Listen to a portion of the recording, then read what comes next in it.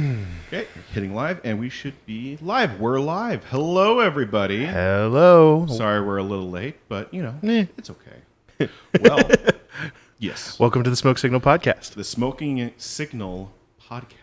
Is it the smoking signal or the smoke signal? No, I'm looking at just the smoke signal. Okay, good. You said smoking. I know I said smoking because we're smoking cool. Anyway, hi, Garrett. Welcome to our surprise guest episode. Spontaneous guest episode. Yes, Very spontaneous. Very spontaneous. Yes. My favorite concept to live in is spontaneousness. Just not knowing what's going to come around the corner next. Well, around the corner is this a podcast. Yes. Hey, there you go. So we've Thank you introduced. for having me. Yeah, of course. Welcome. We've introduced ourselves a few times, but we should do so again. My name is Stuart. And I am Isaiah. And then My name is Garrett. Garrett, why don't you share a little bit about yourself, just so people kind of know who you are. Security number, date of birth. Any Kooky little 3 numbers on the back of my credit card. Yeah, just those any kooky little numbers. any extreme phobias that we could use to our advantage? You know, I was never fond of clowns. Oh, that's understandable. It is fun. Stephen King. Yeah, I was about to say yeah. he's the only one I could think of off the top of my head. Man, about me, I don't want to talk for 10 years about this, Yeah. honestly. How about I'm the artist that You did did. the thumbnail for your podcast, Which it was is- very fun to do. gotten a lot of compliments and a lot of people asking, and it's been cool to tell them, it's like, yeah, it's Garrett. I appreciate that. Thank you. I do that in my free time. I also am getting into 3D modeling a bit. I'm hoping to really take that somewhere, maybe even make a bit of money off of it. Other than that, though, primarily I'd say I do Dungeons and Dragons as a hobby outside of my everyday work life. Fantastic, which is also one of the reasons we wanted to have you in this spontaneous episode, because Isaiah and I had kind of independently decided that we really wanted to just kind of devote almost an entire episode to D&D, because Isaiah, how would you call this, like an annual tradition for Halloween that has been something that you do? Yes. Actually, starting, I think, like 3 years ago. Okay, so It's the third annual the third annual Halloween RPG game, because it's Yeah. not Dungeons and Dragons. Correct, but I use the Call of Cthulhu rule set, 7th edition specifically. Okay. I didn't know they made 7 of these, but wow, I had no idea either. yeah. They did. How hard is it to improve on? You use 2d10. You know, You'd be surprised. Oh, that's true. Yeah, okay. But I mean, you remember when we attempted to create a whole system for the Metro yes, inspired RPG. I still have the notes from my Metro RPG, which was the, I think I labeled it the IRL RPG set rule set. I think that's accurate. Yeah. I remember I was very focused on sort of making it streamlined for the players, and you were big on how accurate to the games and to real life can we get, and that was how a lot of our discussions went, which is a good balance to have. Yes. It was actually a very interesting system because everything was based off percentages. Yes. Yeah. Okay. So like whenever you Yeah. would shoot a gun and whatnot, you would roll a D100 to see your percentage chance of actually hitting Did someone. you actually have a D100? Well, it's the 2D10s. That's a D100. So I think I know. I there's a game shop that's like near my house, and I go in and just like look at all of their fancy, expensive dice, and like they have these giant orbs that are D100s, and I was like, how do you even read that? But yeah, You look around it. Yeah. Try and determine which is which up. one is actually up? Yes. You get yourself a little protractor. Oh, yes. Little measurement tool. Yeah. You Yep. put a level on it. Yeah, you There put you a go. little leveler. Yeah. The dice is cocked. You got to re-roll. Yeah. Oh my gosh, how would you even know? You would. Well, The level tells you. Yeah, the level. Yeah, the Yeah, little the, level. the level. Oh man, was this all in the rule book? Like for the system, bring a level, was in the Google Doc, I bubble think. level. Yeah, it's in the Google Doc. Yeah, we actually ran a short session to test it out once. We did, and People fell asleep. I fell asleep. Oh my you don't have to, gosh. you don't have to sugarcoat it. It was me 100%. That's Yeah, hysterical. it It was after a long day of work, and I did not get any sleep the night before, and I was like, yeah, I'm good. You know, Yeah. it's okay. I only blame you a little bit. Hey, that's fair. Yeah. Yeah, that is fair. Well, before we dive too deep into D&D, this is the Smoke Signal podcast, and we are smoking hookah. We're smoking some different flavors from Tangiers today. What are we smoking? Because I this actually one, don't know. So this one is Blackthorn, and it's actually probably the lightest flavor they have, in my opinion. So all tobacco. So what you end up getting is just kind of a very mild tobacco, at least for me when I smoke it. So it's just one of those ones that's kind of like, it's not a lot of flavor. It's just kind of there. And yeah, I don't know. Every once in a while, I just want kind of to have smoke that tastes like nothing. I have to say, the way you guys talk about your hookah Mm-hmm. is on the nose with how I talk about coffee with my coworkers and higher ups at my job. I mean, it's Yeah. a similar thing. Yes. There's like hints of flavor, which this is literally just tobacco. Yeah. We call them and then, notes. yeah. Well, Notes. this note is Tobacco. all tobacco. Yeah. Gotta say, Not a fan. big fan. Well, that's why we have other flavors ready to go. Yes, but I'll still indulge myself. Yeah. Enjoy. So Garrett, Yes. D&D. When did you actually get started playing with RPGs? Playing or being a dungeon master? Let's start with just as a player, because like my D&D experience has been rather sporadic, and so it's like So that's the norm. right for most people. Yeah, that's true. I started because a group of friends in California just decided we watched this TV show called the IT Crowd or the It Crowd. Okay. It was the BBC comedy. I think I've heard of it. They had an episode where the two kind of like main nerds of the program decided that they were hired as the entertainment for the out of town corporate bigwigs that were coming in. And their best idea for entertainment was to play D&D with these like, you know, huge. It's great. It's so funny. And so like It's very awkward, I they imagine. don't understand that, you know, the corporate entertainment manager is supposed to take them to bars or clubs and like find ladies for them, and they just like they'll find ladies, all So- right. exactly. I So it imagine is the way the episode went. Just the cliche is that the people they're entertaining ended up getting way into the game. it's so great. That's exactly what I yeah. was into it. Well, and so they like end up like getting really involved and like getting really into it, and like by the Sweating by the end No, of it. no, by the end of it, like so one of the other guys ends up like creating this really cathartic art like scenario because he had just been broken up with his girlfriend, and so he like his like girlfriend in the game show up and just like goodbye, and like they're all crying by the end of Oh the my game. gosh. It's so great. That's great. So this episode just like made us all laugh so much. We was like, we have to try, and so we had a couple of friends that were familiar with D&D, and so we just started playing. And like the first thing we did was just kind of like pre-made character one shots, and That's the best way to start. yeah, that's kind of what I think too. Especially like even people that do play D&D, like I get that a lot of people have fun like making the character, but would you still like jump in and just play a character as is if someone was like, hey, I want your 100%. experience and just kind of like helping people get familiar with the rules and Yeah. that kind of stuff? Just give you like a filled out character sheet and just jump right in. Yeah, I would do it any day of the week. Yeah, same. One of the big things I like about D&D is, and just in general, is I like limitations in a character. This character is good at doing like 3 things, but then they're put horrible at other 2 things or whatever. Yeah. And then so they're put in situations where they have to either rely on their teammates because it is a team-based game, no matter how much one player tries to hog the spotlight.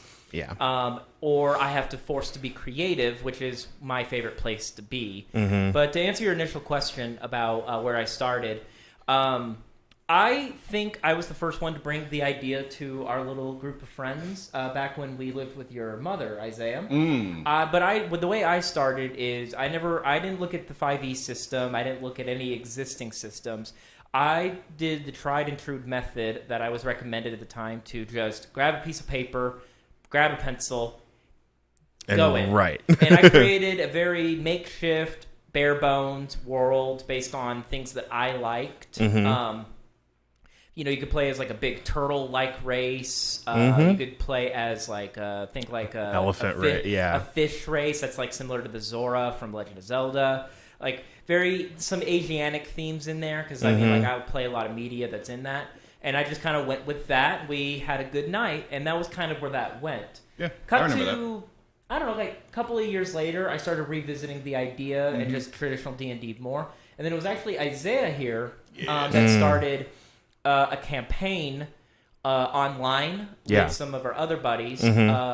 It was the Dungeon of the Mad Mage campaign, Dungeon of the Mad which Mage. I heavily enjoyed. Some players didn't, to each their own. Yeah. And now he's doing a second campaign that we're in right now. But in January of this year, I was at my favorite coffee shop, who I know the owner of. Good friends with him.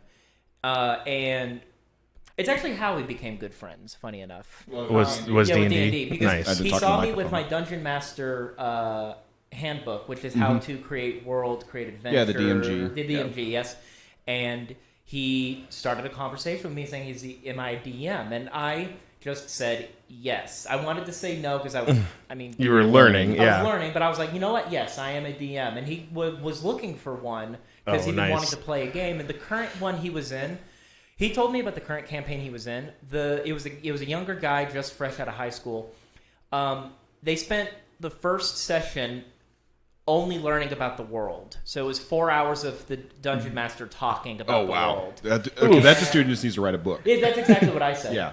And you know that, I mean, like, he was... I'm guilty of that sometimes. But you know how to like intersperse it. You know, Yeah. like I mean, I've appreciated a way that you've like when we did like the Star Wars kind of base thing. Like you, like we kind of know the generic, you know, the general like world, but then like you would describe we're actually going to this planet and this is this, and then now what do you, and so like you were able to like intercut it fairly well with our inputs as well, which was good. Thank you. So.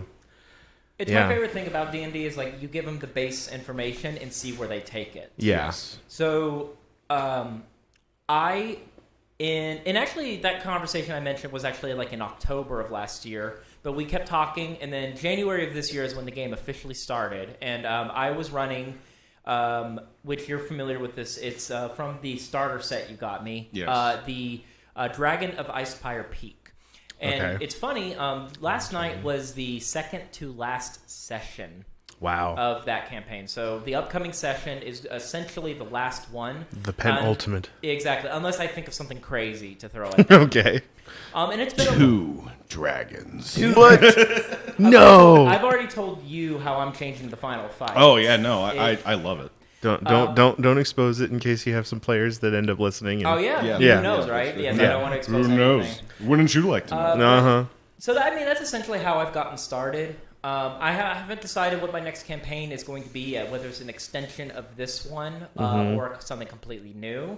I do know that Isaiah, the forever DM, would be a player in whatever I do next. Okay, there you go. Yes, and that'll be finally like a player. I was gonna say that'll be the first time you've been a player in a long time. A right? long time. I was a player in...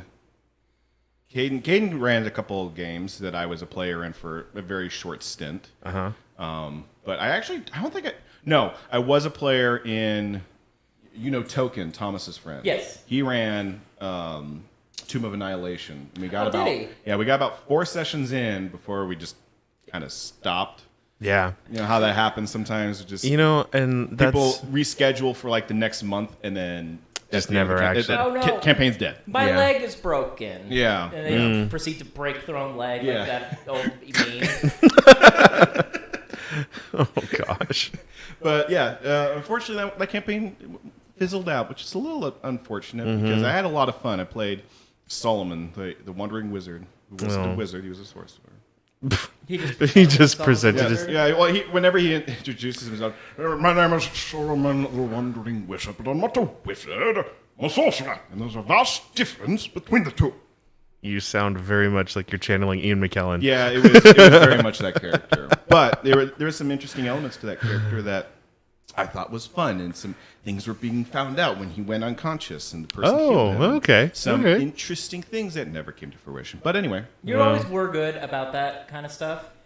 My campaign, compared to his, if you've ever listened or experienced his, they're very basic, but I like basic personally.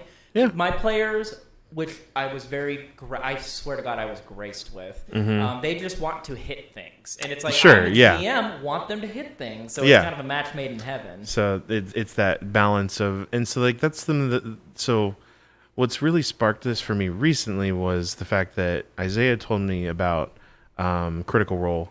Yes. And then the anime that they did, The Legend of Vox Machina, Great show. which was a great show, and it sort of made me want to go, well, I want to go back and watch the campaign episodes of their actual D&D source. sessions. Yeah, the first campaign. Yeah, And I really want to hear all about your watching of that. man, it's So the great thing is that it's like on YouTube, but you can also listen to it on podcast. It's kind of become the only thing that's what I've been listening to lately. Wow. Isaiah here will have it on constantly. Yeah. Which, I mean, it's great. Yeah. I am bad about watching things, so I still have not done the deep dive into it. Yeah. But I mean, like, their influence has been strong. They've brought sales in for Wizards of the Coast. Immensely. For sure. They have 2 books. They have 2 books. That are officially sold by Wizards of the Coast. They created a whole new class. Yeah. Wow. Which is nuts. The Blood Hunter. One of my players in my current campaign that's about to end is that class, Yeah. the Blood Hunter. Blood Hunter, yeah. And that's really cool. It is a really cool class, but there's also a lot of other things he's added too.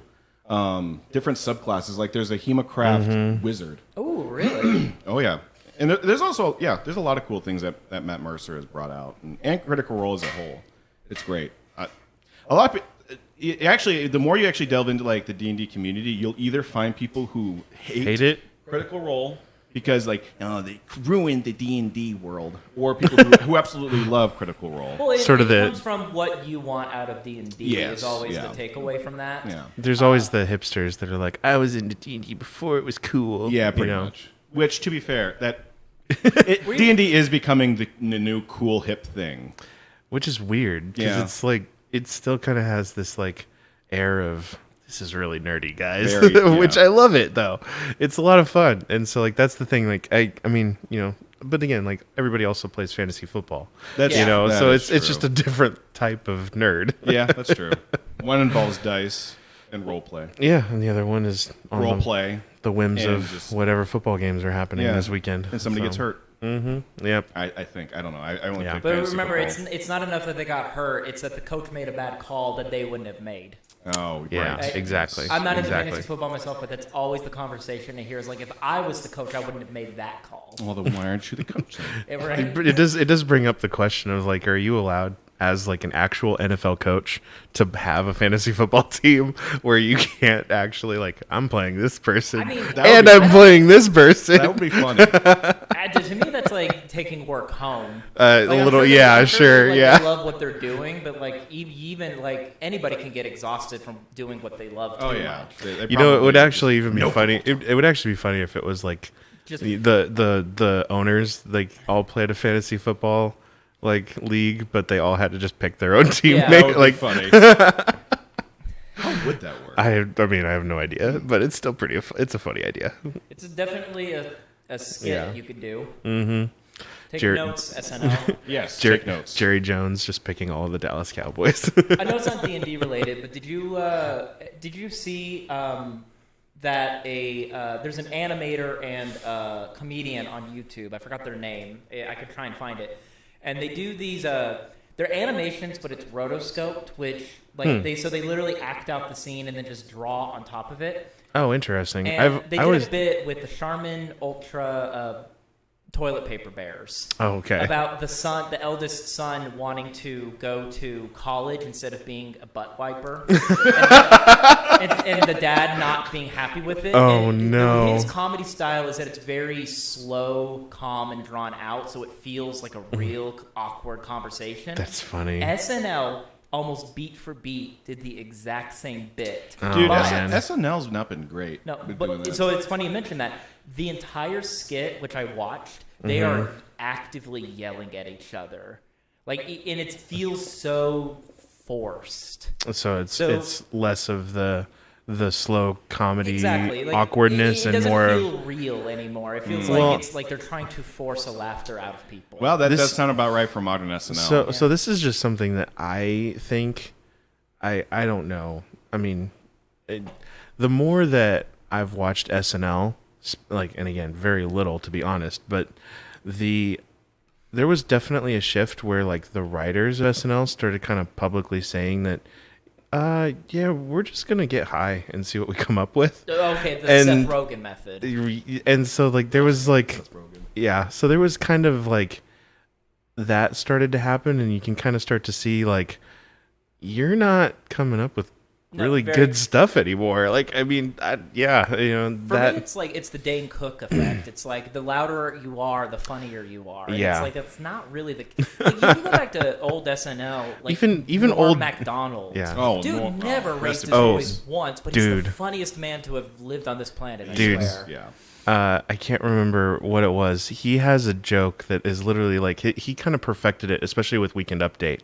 The Weekend Update thing where he would say the setup to the joke, and then he would say the punchline to the joke, and they're the exact same thing. Yes. And like he would say something, and I can't remember the actual person's name, but there was a yippee that like it's like it's a variation on hippie. Like Yeah. it was like, and so it was like Jerry Rush or someone's like, you know, died, and he was a yippee. And so Norm Macdonald comes in with yippee, Jerry Rush died. Oh, I'm sorry. Yippee, Jerry Rush There you go. died. And it was like he would just say that was my mistake. I'm sorry. And like it would be the exact same words, but that is just so funny. It is, because it's absolutely. the setup and then the punchline, and it's the exact same line. His delivery was always Exactly. more than half of his humor. Yeah. Like, he could deliver the most stale, overused joke, but he found a way Oh, yeah. do make it. it good. Yeah. Yeah. I think it was in part of just his natural voice and how he talked. Oh, absolutely. But, yeah. Anytime he appeared in animated things, he was the pigeon in Mike. Oh Tyson's my Mystery. gosh. Yeah. He was. There's a great Christmas movie called Klaus with a K. Oh, yeah. Yeah. Klaus, yeah. He was the sailor guy. The sailor guy. It just Crushed it. Yeah. exactly always crushes it. Oh, man. Because Yeah. they just let him. They probably just let him spitball. Yeah. There are certain comedians that you just let them spitball And just like and keep it's it just- rolling. Exactly. Robin Write that Williams. down. Write that down. Robin Williams has so much unused footage for the Aladdin movie. Oh, they probably I'm made sure. a second one. Oh, absolutely. A third. I mean, Peace. they're And they also screwed him over on that Can you one. imagine Robin Williams if he got into D&D? man. Oh, that would be awesome. Yeah, right? And so that's the other thing too. You'd play It's a like bard. I 100%.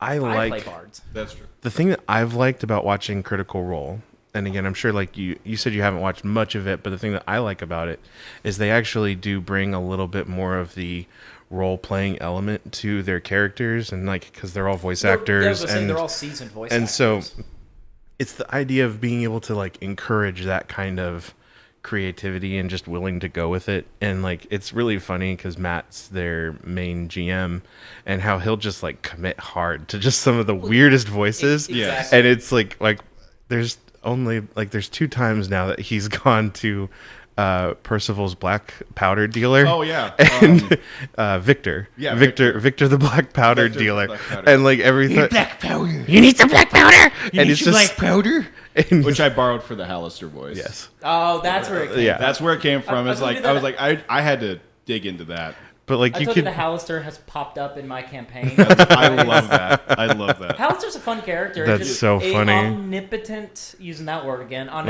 omnipotent wizard that can cast 9th level spells, but has gone insane. Oh Yeah. no. It's That just- sounds terrifying. Well, I'm just Into Hallister because it's about the because dungeon it's about itself. the dungeon Yeah. itself, and like they have little elements thrown in there that's fun. I was like, man, that kind of blows. I'm Yeah. gonna hype Yeah. Hallister up a little bit because he's a mad dude, the mad wizard. He should be, a little crazy. what am I like? It's just like the interaction that I remember that was just made me actually laugh out loud was where he was like, "You want some black powder? Here, have some black powder." And he's like, he just gives a rip off it. And he's like, everybody's like, "Run, duck!" And he's like, "It's coffee." And like, it's just like, and I was like, "Oh my gosh!" Oh yeah, that's great. And like it's just stuff like that. That's just like. That was just because he thought it was funny and decided this is what this character would do. Yep.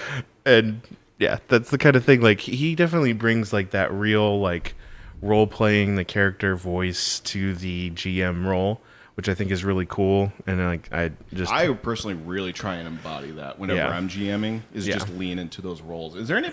I'm curious from the player's perspective in the games that you've been in. Has there been a character that I've done a really good job with, like the NPC? It's just like Well, Hallister like is leaning into it. Hallister's at the top of my list for you. Yeah. But I have a bias of liking fun characters. Yeah. I think some of your NPCs through Curse of Strahd have been very well done. how many times have you interacted with Strahd? And I'm curious if you've actually 3 times. see. There was a time he walked into the church ablaze. That's right. Was- As a power move. As a power move. There was the dinner. Yes, there was the dinner with Strahd. There was a time it wasn't like he was like in the distance with his wife, and like egging us on or something like that. I don't even remember. Oh, it was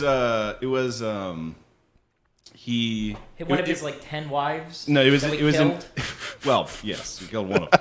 I think it was in Vallaki when Lady Wachter was essentially handing over the city to Strahd. I thought that was the same time as the walking. No, 'cause Well, it was close. That was the city that the priest just upped into. Hang. Oh no! Village Barovia. That's right. I have no context for any of this, and that's totally But that's great. fun. I love it. D&D Well, you'll out learn. of context is hilarious. So, Yes. and like that's the thing too. It's just like there's so much content out there. Yeah. That like I'm thinking through because like I have some friends that I think I'd want to try my hand at GMing for a group, and I think that just to start it off, I'll probably do what you were kind of suggesting was maybe loosely base it around a pre-made campaign Yep. and run it that way, And then just throw your own shit in. So that's what I did for this campaign. The campaign is literally just you're going around an area called the Sword Coast. You're dealing with orcs and half orcs that are coming down from the mountains causing mischief, and then eventually it leads up to a big dragon fight at the top of the highest mountain. Yeah. We have one of the players did a very good job of creating an interesting backstory for the character. They're a follower of a fire god called Koseth, and I started implementing that, and it eventually like this whole area was a battleground for elementals eons ago, and some of the remnants of that war started to shine through. Yeah, and that's the kind of thing that like I love the idea of like being able to build an overarching like narrative structure that you're able to kind of connect and weave together. And a big word of advice though is that you need to be paying attention to what the players like and don't like. Sure. I've thrown small things at the players that they just did not grab onto. So it's like, okay, that's okay. Yeah. They like this, I'm going to start focusing on this. Yeah, for me, that's a really big struggle that I contend with. Well, and with that's the Curse of Strahd game. And so like analyzing Critical Role a little bit and just analyzing the team that he plays with, there's like vast amounts of time where he just says, okay, what do you guys want to do? Yeah. And then he sits there and is just watching them for like 20 minutes. Yeah. Just talk amongst themselves. It's my favorite and thing. And that's the kind of thing, because like I would have been like, I feel like I would have jumped in a little earlier. Like, and I would just like being able to wait, let them actually like talk through things. Yep. Even like as he's given them an NPC to talk to, he's still waits. Exactly. And like kind of see, and Patience so like is a big part of it. And but that's one of the things that like obviously he knows his players very well. Like they've been playing for a long time. Even before like I've only really been watching campaign 1. I think I've watched the first episode of campaign 2 just to see how he started a new campaign. Right, yeah. And how he did that, and I was like, And it starts in a tavern. and I was just like, man, and he just kind of let this start of this campaign was literally just the characters talking to each other for like 30 minutes. Yeah. And I was just like, okay, now that is something that I would feel like that comes from also knowing you have seasoned players that are willing to jump in and role play as their characters. And so like I get all of the players he has got like a kick out of the fact that they all had their own voices and things that they were trying out for their characters.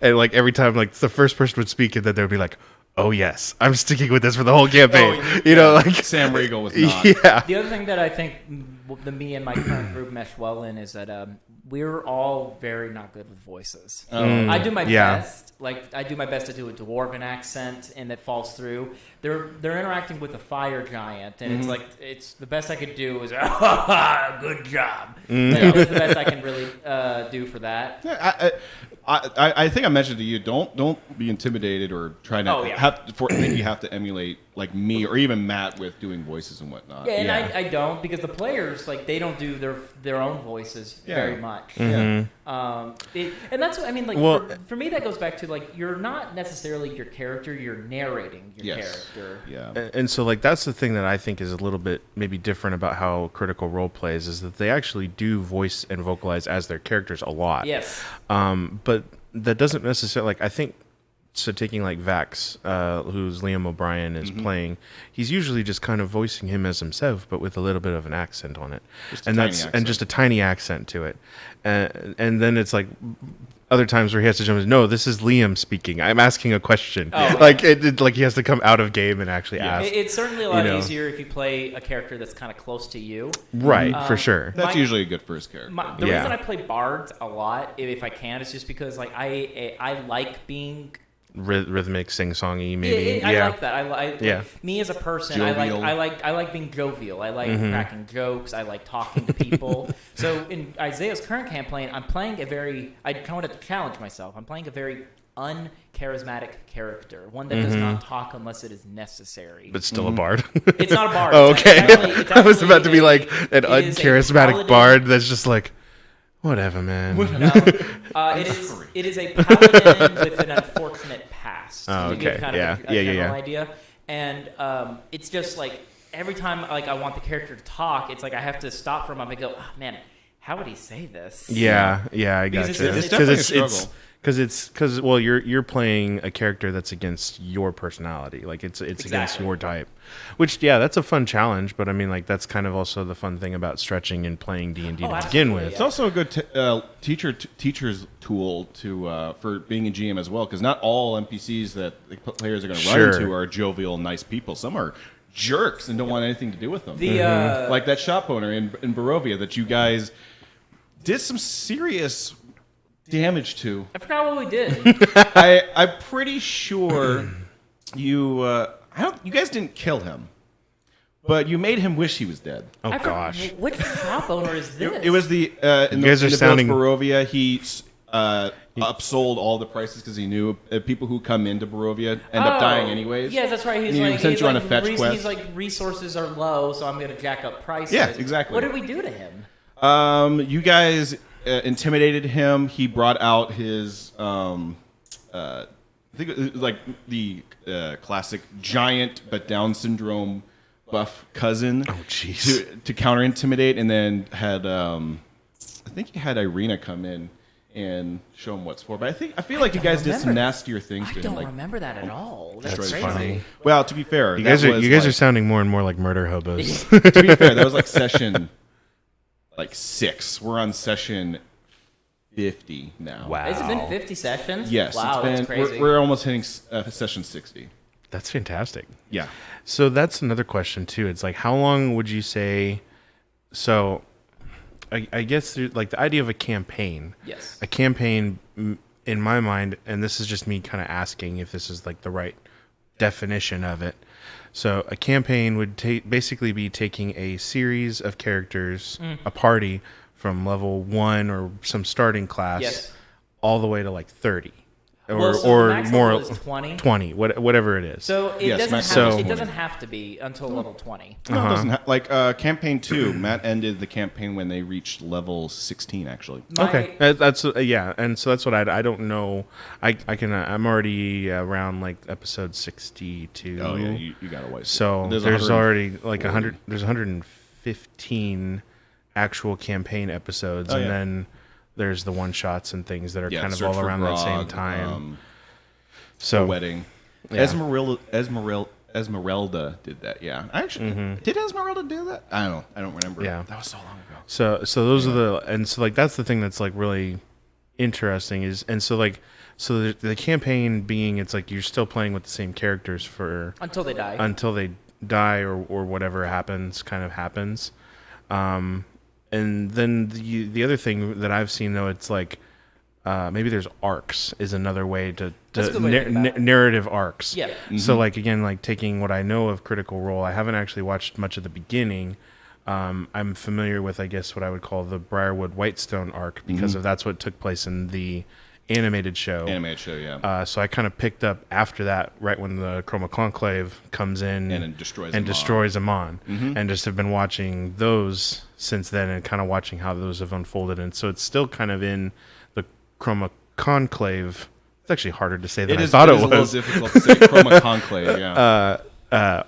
Arc. Yeah. And right now they're in the Feywild, so that's Oh yeah, that's right. Yeah. Oh Yeah. You're gonna meet a fun character. the Pixies are. Oh, yeah. They just did the Pixie fight, and then the was it Grimmel? It's the satyr that they met. Yeah, that's a fun NPC. Yeah, That's a fun he's NPC. entertaining. I can't remember his. It's Grimold or something like that. Grimold or something. Yeah.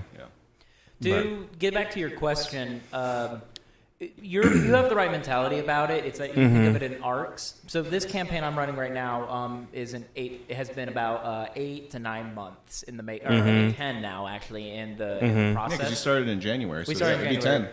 10. That being said, though, it depends on how often you play. Of Sure, course. yeah. Which I can get to that in a second, but I've told the players that this current campaign is coming to an end, and that I am personally in the process of figuring out if I want to continue with this little world and have this party go somewhere else, or if we're going to just start fresh, brand new. Who knows? But they went from level 1 to level 6. Okay. And I mean that's where the campaign essentially ends. Is level 6. And what has been your frequency of meetings? Is it once a week, So- twice a week, every 2 weeks? So I prefer every 2 weeks. Yeah. It gives me adequate time to set up the sessions.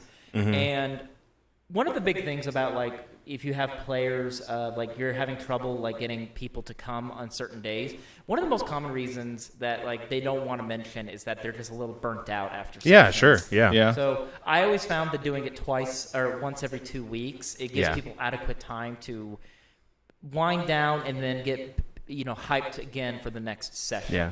And Well, then and I have just one day that I do it. Yeah. It is on Saturdays because it is the one day I am guaranteed to have off.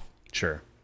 So it's a matter of who can show up and who doesn't. Which that's another thing that Isaiah and I differ a little bit on. Isaiah, because he's running such a narratively driven campaign, needs a majority of players Sure. present. Yeah. For me, it's who can show up and who can't. Right. Yeah. If as long as a minimum of 3 people are there, the campaign goes on. Okay. And they Yeah. have Whereas fun. I'm fine with one person being out, but no more than that. but no more than one, preferably. Yeah. And that comes from the fact that, like, again, I'm like they're going quest by quest in my campaign Yeah. with Yeah. some overarching plot And lines. I also think that it's just I think that's just the nature of Curse of Strahd as well. Yes, being so exactly. narratively driven. I'm personally okay with having less people. Yeah. It's just in this story, It doesn't really work out. it doesn't really work. It's Well, better. especially with how much you've integrated everybody's Yes. backstories into Yes. the world. That's cool. Yeah. Which I am really needing to go back and like just listen or look at notes. Oh, sorry. Listen and go back at notes to like really figure out like all these plot lines because I know I'm missing a lot of the story beats. Yeah. Well. And yeah. so that There- kind there's of a lot. that kind of also is another thing that like I might need to force myself into a little bit. Even like in school, like I was not a particularly fastidious note taker. Like I still have your notes from the Daily Night at the Museum. I don't It's even blank. Yeah, You exactly. don't even need extensive Yeah. notes. Each session is no more than 2 pages of a Google document, and I Yeah. fill in the details in session. It's not a perfect system, but it doesn't need to be a perfect system. I wish I could do that, but there's so many So many lines of There's a stuff that goes on in Curse of Strahd. At least, well, I probably have shot myself in the foot in that regard because I've added so much to Curse of Strahd. But it's to integrate all the players' Right, backstories exactly, and yeah. all their interests as well. So it's like I wanted to. go Okay, on. so at what level does something become considered a homebrew of a D&D campaign? Because like That is a really That's a- good question. yeah, because it sounds like, I mean, you say you're running the Curse of Strahd, which is, I know, a book, like it's a campaign that has been released by Wizards of the Coast. Yeah. But it also sounds like you've tied in the players that are playing it into the yeah. I would story. qualify his campaign as a homebrew in that regard, but Yeah. only narratively. Okay. Some people take homebrew as changing the mechanics of the game. Yeah, I mean, there's different definitions for homebrew for sure. Yeah. Mechanics. But some people just call those house rules, which I mean, Well, I have yeah. house rules in my Yeah. campaign right now. Yeah. Yeah. Well, What is... I mean, but also with like even with the story of Curse of Strahd, like like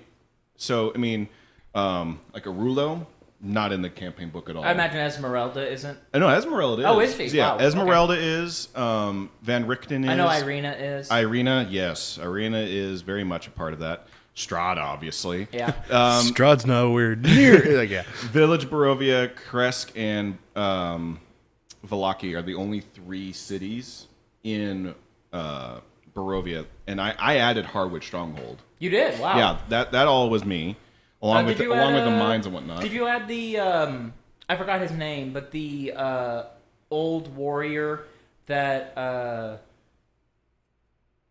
asked oh man, names are just so hard for me right now for no reason. Yeah, it happens. The cleric of the group. Ossator? Ossator, thank you for reminding me. So Ossator was basically coerced into renouncing his god by this entity, this knight. Oh, are you talking about Helm? Yeah, Helm. So Helm is a god in right. So that's he was a deity, but he was not at all integrated. Not even Saloon was integrated into Curse of Strahd. Right. So I'm talking about like the knight that coerced Ossator into renouncing Helm. Oh, Arulo. Arulo. Was Arulo part of? Yeah, so that's a homebrew in itself. Yeah, homebrew, yeah. The fire that whole giant, plot point is... the fire giant, Baldemar, is not in my campaign notes at all. It's something I made up for... On the spot. Yeah, on the spot, which worked out great because... one of the cool things about being a GM is you kind of figure out very quickly where you like to be in terms of writing the campaigns. Isaiah's good with narrative stuff. I like creating items and dungeons for my players. So every single one of my players has a custom magic item that I came up with. That's really cool. Love it. Oh, yeah, I mean, I've done the same thing too. You have done the same thing. Just probably not to the same degree as you, though. I think to the same you came degree. up with the Claymore sword I have is awesome. The Claymore sword, the Claymore sword, or the Claymore blunderbuss sword, the axe blunderbuss, the tri-barrel elemental revolver. That was you. Yes, that was me. Wow, really? Yes. That's a cool. I wish I used that item more. It just didn't fit a lot of the things I wanted to do. Oh yeah, actually, most of y'all's, even the Volakovich sword. Oh really? You came up with that as well? There is. I think I can say this. There is a thing in Curse of Strahd called the Sunblade. I took that, twisted it, stretched it out, changed elements. There you go. So the Crimson Blade in my campaign that the Blood Hunter has is actually a sword that the players were supposed to get anyway. Yeah. And I was like, no, I want to make it more special. So it actually belonged to a Blood Hunter eons ago. So only the Blood Hunter of this group could use it, and it came with some bonuses. Right. Okay, cool.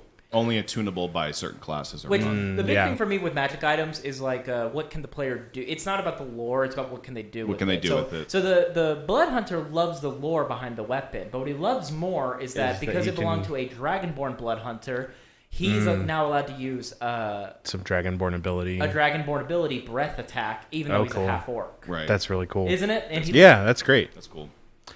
That's the fun kind of tweaking elements that I've enjoyed. There's a lot to play with and learn, but I think that as I'm gonna attempt to do this, the thing that I want to try to do is I just need to start somewhere simple with a little bit more of it already kind of pre-made, and then tweak as I go along. You will develop the skills and the habits to eventually make your own thing eventually. That's my goal. So this is another thing I've talked to Isaiah about, but I'd be kind of curious to get your perspective on as well. I've had narrative arcs and ideas for a potential motivation for an arc that I think could be interesting, but I really have no idea how I would even start to adapt it. And the one that I texted him about, it's actually based, I don't know if you're familiar with the author Chuck Palahniuk. I am not, unfortunately. So he wrote Fight Club, which was wow, okay. And so he wrote the book that the movie then was made from, but he's written a lot of other books. He's very dark in how his writing style and just the subject matter that he gets into. Okay. And just even the way he tells stories is very dark in general, because the majority, if you ever listen to how he gets his ideas for stories, he goes to Alcoholic Anonymous or sex addict clubs and just listens to people and then comes up with stories from there. He takes it from real life, because real life is for a lot of people it's just going to suck. Yeah, and so so he's written a lot of fiction, But then one of like I guess the darkest like stories he ever wrote was Stranger Than Fiction, which was literally just nonfiction stories that he's heard from people. Oh wow! And it was just like, oh gosh, So, so he's had a few books that I've found very interesting, and one of the books is called Lullaby, and the premise of the kind of book is that somehow an African culling song gets put into a child's nursery rhyme book, and parents are singing this lullaby to their children, and they're dying as a result of having this culling song. Because the song is cursed. Right, the song is gosh. a curse, and so that's the whole premise of like his book. And it's very dark, obviously. And so the premise is that there's like 4 main characters in the book, and one of them ends up having his wife and child die because he sang this song out of a book. And now he has to figure out like he's an investigative journalist to begin with, and so he's trying to like figure out like at first they just say it's Sid's, sudden child, and so he's trying to figure out like what's going on. And kind of an interesting thing that ends up happening for him is because of the amount of stress and craziness going on in his life, he finds that he no longer actually has to verbalize the song. He can just think it at people and they die.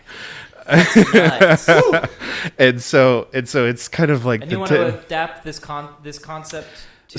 So the premise of the idea of like some crazy arcane level spell that gets put into just a general book for everybody, and people basically, it becomes like this like thing that wait, where did this come from? Who put this here? And like the idea of it could be like an investigative thing for a party to actually figure out. Like one, there's 2 elements in my mind that I think of. It's like we got to collect all of these like low level kids books and stop people from using this. And then so that's the beauty. And then right away is that like you will have some players that will immediately think that they need to get rid of as many books as possible. You'll have other players that'll be like, well, no, we need to go find who did this. This is going to be a problem until we find the author. Right. I see them both as being like two elements of the arc. Yes. That you need to handle both. So I don't know. It was just kind of how I was thinking it would be an interesting. I already thought of how to do that. But the problem that I have, like, if you're not going to homebrew hard with D&D, it's like spellcasting is like a not easy ability. So the idea of just some random person being able to speak a spell so that's already in the game. Okay. It's, they're called spell scrolls. Yeah, and spell you just kind of mince it a little bit to be a book instead. It could even be just books that are cursed that whenever they are read, the curse expends itself. And so I literally just thought of how to do that, and I can tell you right now how you can do that if you'd like. Yes, go ahead. I'm going to give something I think might be a little bit shorter than his. The best experience to learn, in my opinion, when you want to be a DM, first of all, yes.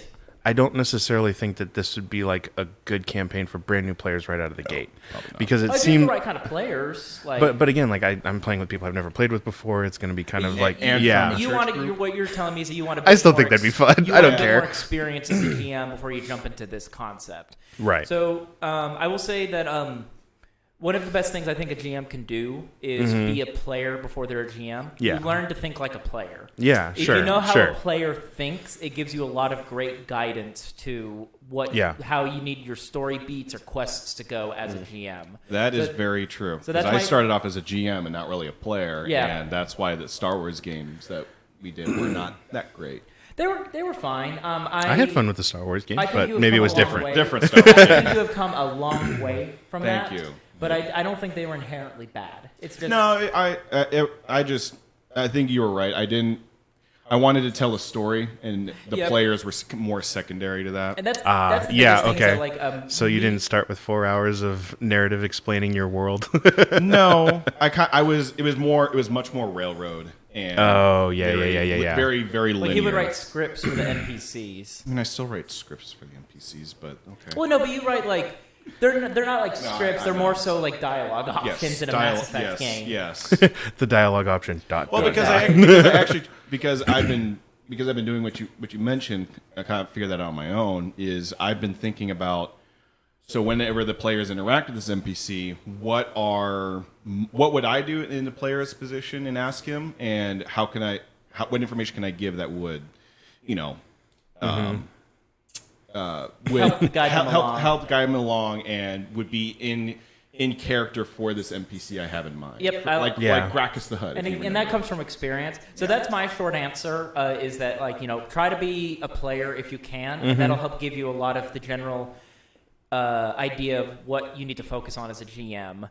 But I'm sure Isaiah, I'm curious to hear Isaiah's answer to your question. So yeah, and so like when you say start as a player, just think through, okay, if I was presented this as a player, like how would I?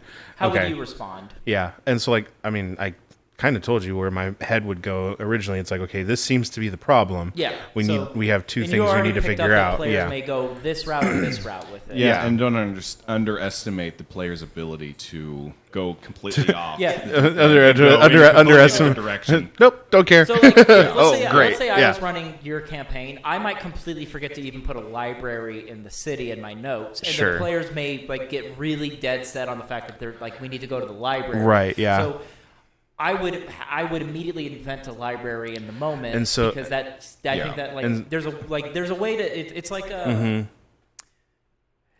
I don't know, it's like there's like stones that you have to jump from, and the path builds itself as the players go along. Stepping stones. Yeah. So as I was thinking about it, I thought about the idea of a library too, but then like in my mind, as I was thinking about it, it sort of created and again, like the premise that I came up with in my mind was that there was like a transplanar library that is actually like where a lot of really bad like scrolls and scripts could potentially be coming from. When you and say so transplanar, do you mean like it jumps between dimensions? Exactly. So it's one of those things where it was kind of like this particular spell that ended up in this children's book was done so by some nefarious character, but they didn't, and finding out where he got it from, they realized like, oh, it's leading to an even darker, bigger thing. You know what's real funny? And I know we're delaying. Yeah. No, it's good. What you're talking about is extremely similar to a villain I came up with for a steampunk setting. Nice. Okay. I called him the Conductor. Yeah. And, the story goes in the world that children in the streets would hear this song and be drawn to it. And there will be a train where they end up that will whisk them away, and they'll never be seen again. This is a dark Polar Express. It's very dark. It's a dark Polar Express. But it was Isaiah knows it's the midnight meat train. No. I love extremely clever wordplay. Okay, I say there's nothing too clever about calling a musical train the Conductor. Yeah. But that was always what I was dead set on when I thought of this steampunk setting, and what you're just talking about reminded me of that. Yeah. Well, cool. and so that was the thing. So like I originally had this idea after I read the book. I read the book 2013, somewhere around there, and I was just like, I had just come from like playing a bunch of D&D games with friends. I was like, man, could you adapt this to be like an arc that you could run with characters and stuff like that? And so that's kind of where I was thinking. It's like, because in the game we played, the way that we played it was, it was like one small first adventure that had the hints of like, oh, there's a bigger plot, and then like, oh no, it's a huge thing, like it just keeps getting so it's kind of where I was kind of like, how do you scale?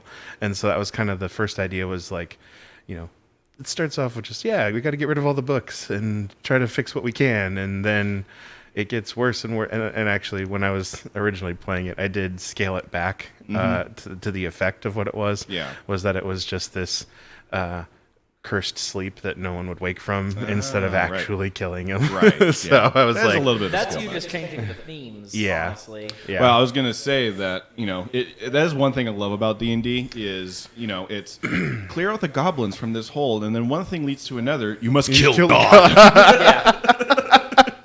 Exactly. Yeah, that's how it goes. It is how it goes.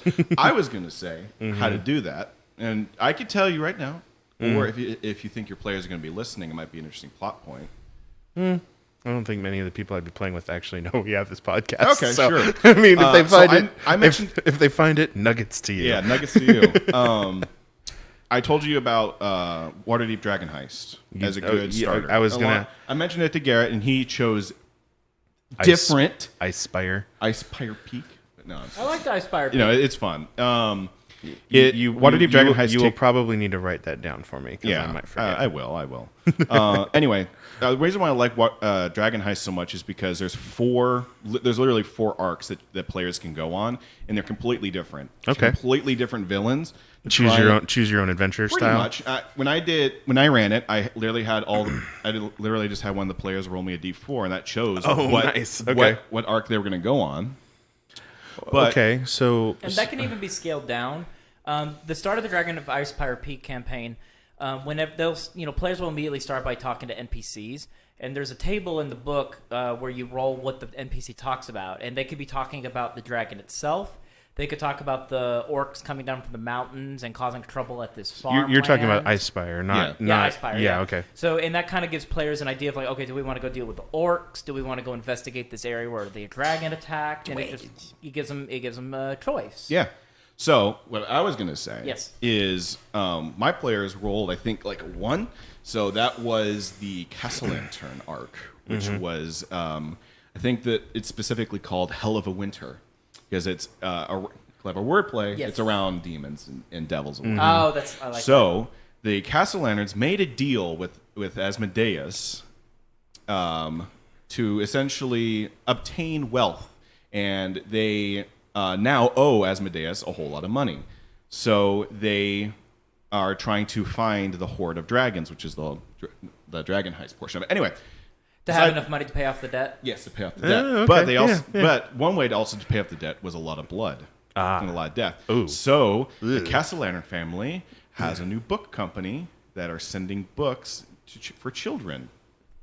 And one way to satiate a bloodlust of a demon is children's blood. No, there you go. And so that would do it. Yeah. So that's they just start having these these kids dying, popping around and whatnot, are going to stay forever. Yeah. But integrate that with the Castle Lantern arc, and like they're publishing these books under a surname, under like some. That's kind of. I actually did have that idea backwards. Like not necessarily the motivation being. Like well, that. There's motivation there, right there for your villains, and it spells out like their whole See, motivation. that was actually switched around, yeah. Because originally it was just going to be the Castle Lanterns wanted to throw an event for all the poor people of Waterdeep because nobody's going to miss poor and homeless people. No, so they just throw this event together and literally poison them all. Mm-hmm. And that was one of the plot points for that is the great dinner, which was just going to kill everybody. Also, lots of mimics. You love mimics. I hate mimics until I found a way to make them fun. So, why did you hate mimics? Because mimics were always used in uncreative ways in the books. It's always like the mimic is a dresser. This mimic is a chair. Mm-hmm. And it's just like, no, you can do so many different things with mimics. The most devious thing I've done with a mimic is a mimic health potion. Oh my gosh. And I threw that in with the Dragon Heist, or not Dragon Heist, Dungeon Man Mage. Remember? Yes, I do remember that. Yeah. They had a health potion mimic, and what basically it was just going to wait till somebody drank the health potion, and then it was just going to leech off them and implant eggs into their stomach that will eventually burst open with more of these health potion mimics. Yeah, that's why you found a bunch of health potions around that dead guy. Ah, that makes sense. Yep. That's hysterical. Yes. It's terrifying. Yes. But hysterical. Yes. Yeah, literally like, oh, I'm at 4 HP. Really? One of the things I would want to do with mimics is a sort of subversion of expectation, where the players will think that like a treasure chest is the mimic. It's actually the wall behind the treasure chest, or something like that, or the doorway, or the doorway. Exactly. Yeah. It's like that's the way I would do it. Mimics can be really fun if you're clever. Yeah. And you guys have not experienced what I've also done with mimics in Curse of Strahd. I'm surprised to hear that there wouldn't even be mimics in Curse of Strahd. Of course, there are mimics. I actually took out a mimic door. And the Death House is actually super deadly, and it's supposed to be for first level players. And it's like, oh my gosh, you guys have a specter in there that can literally one shot a player. Just TPK everybody. Yes, literally, just annihilate. And remember the baby that was in the very bottom of the Death House? I believe so. That rolling mass of flesh and whatnot. Oh yeah. Yeah, that wasn't actually in Curse of Strahd at all. I made that up. Oh, makes sense. That's funny. I made that up. I made it up. That rolling mass of flesh. Making things up is fun. In my campaign, the players were supposed to find just little wooden dolls that have like bit stats. And I was like, that's not fun. No. So I made the wooden dolls look like them and do some of their own Oh, abilities cool. against them. Oh, That's kind of like cool. the carionets I used. Yeah, exactly. In that one house. So we yeah. have a ranger that's able to turn invisible in darkness because it's a subclass called Gloomstalker. So his doll did the same thing to him. Which is a critical role thing. Is it really? Yeah, Gloomstalker, Matt Mercer. Of course it is. The sorcerer that did magic missile a lot, her doll did magic missile a lot. So that's actually something that I've picked up on, at least in the episodes that I've watched of Critical Role. There's a lot of like plotting for surprise that the players were doing, and I was like sitting there going, like, man, they really wait and plot and make surprise attacks when they can, because it's strong. and it's very strong. And then my favorite thing was when he turned it on them and surprise attacked them when they were all sleeping. Oh, yeah. With the Rakshasa. Oh, yeah. And like, Sasha. and I was like, dude, he did it to them. Yep. And I was like, it's good. Yes. That's really good. You know, How and he then- did that Rock Sasha was brilliant. brilliant. Yes. Yeah. Especially the item he used, the cloak of the flaying. cloak of flaying. Oh my gosh. Yeah. Basically, it's a cloak that once it's put on somebody, it adheres itself to the person, and to rip it off would be to rip off the flesh of the person, so you can't remove it. Could you do remove curse on that? Yeah, I think that's what they. They actually had a very clever way of getting it off. They were in Whitestone. Oh yeah, that's right. They just went to the anti-magic area. Yeah. But yeah. Oh, that's smart. And then it just falls off of you. Well, Yeah, like 'cause they just took it off. Like they went down with it on, and like got into the anti-magic zone. Is like, okay, slowly try to take it off. It comes off. it comes off. Yeah. Anyway, it's a very clever item that I eventually may use. Yeah. One of my favorite things about D&D is learning that the rules kind of just augment the setting in a way. Yes. Like how poison. Like I ran into a situation yesterday where it's like I wanted to poison the players just because it was a damage type I haven't played around with, and then I learned, it makes them attack at disadvantage. Yes. Man, I can't wait to throw this at the ranger Yeah. because the ranger kept rolling hot that night. Yeah. So that was a real fun thing, just to kind of augment the setting. So, and that's another thing. Like how much, I guess, even in the moment, are you adapting what's going on? So like I know that like they talk about at least some of the things that I've heard is like augmenting engagements up or down based upon like experience level of your party. But I'm also like, I don't want to like just have like the total TPK happen. Is there ways to like start augmenting that in the moment if you realize there's like tons of it. So yeah. I talked with Isaiah about this recently. I've had the players fight a few bosses throughout these 10 months. The first boss that they fought was just a giant, essentially just like a giant warthog that can cast lightning and thunder. Well,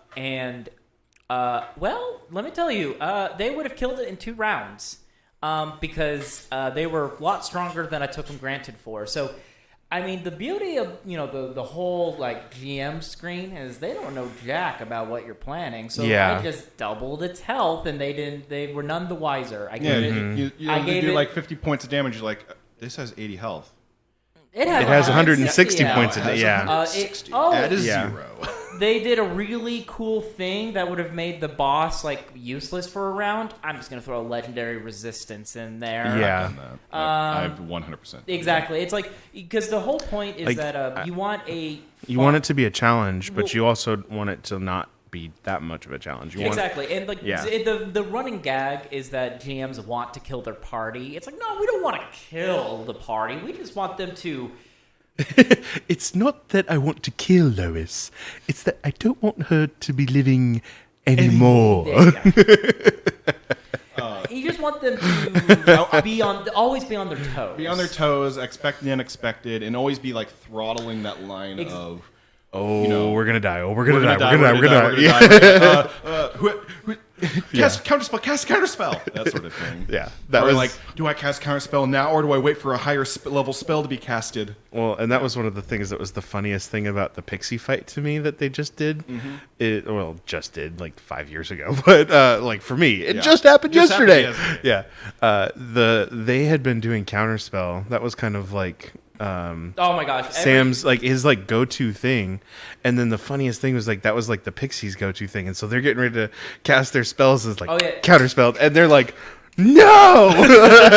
So one of the biggest changes to D&D in the recent years is that a lot of bosses' spells were changed to magical attacks. So because counterspell became so a big common. deal. Okay. Yeah, I mean, Thomas does that all the time with his wizard. Like, can I counterspell this? It's like, nope, it's a magical effect. And you can't counterspell. A magical effect.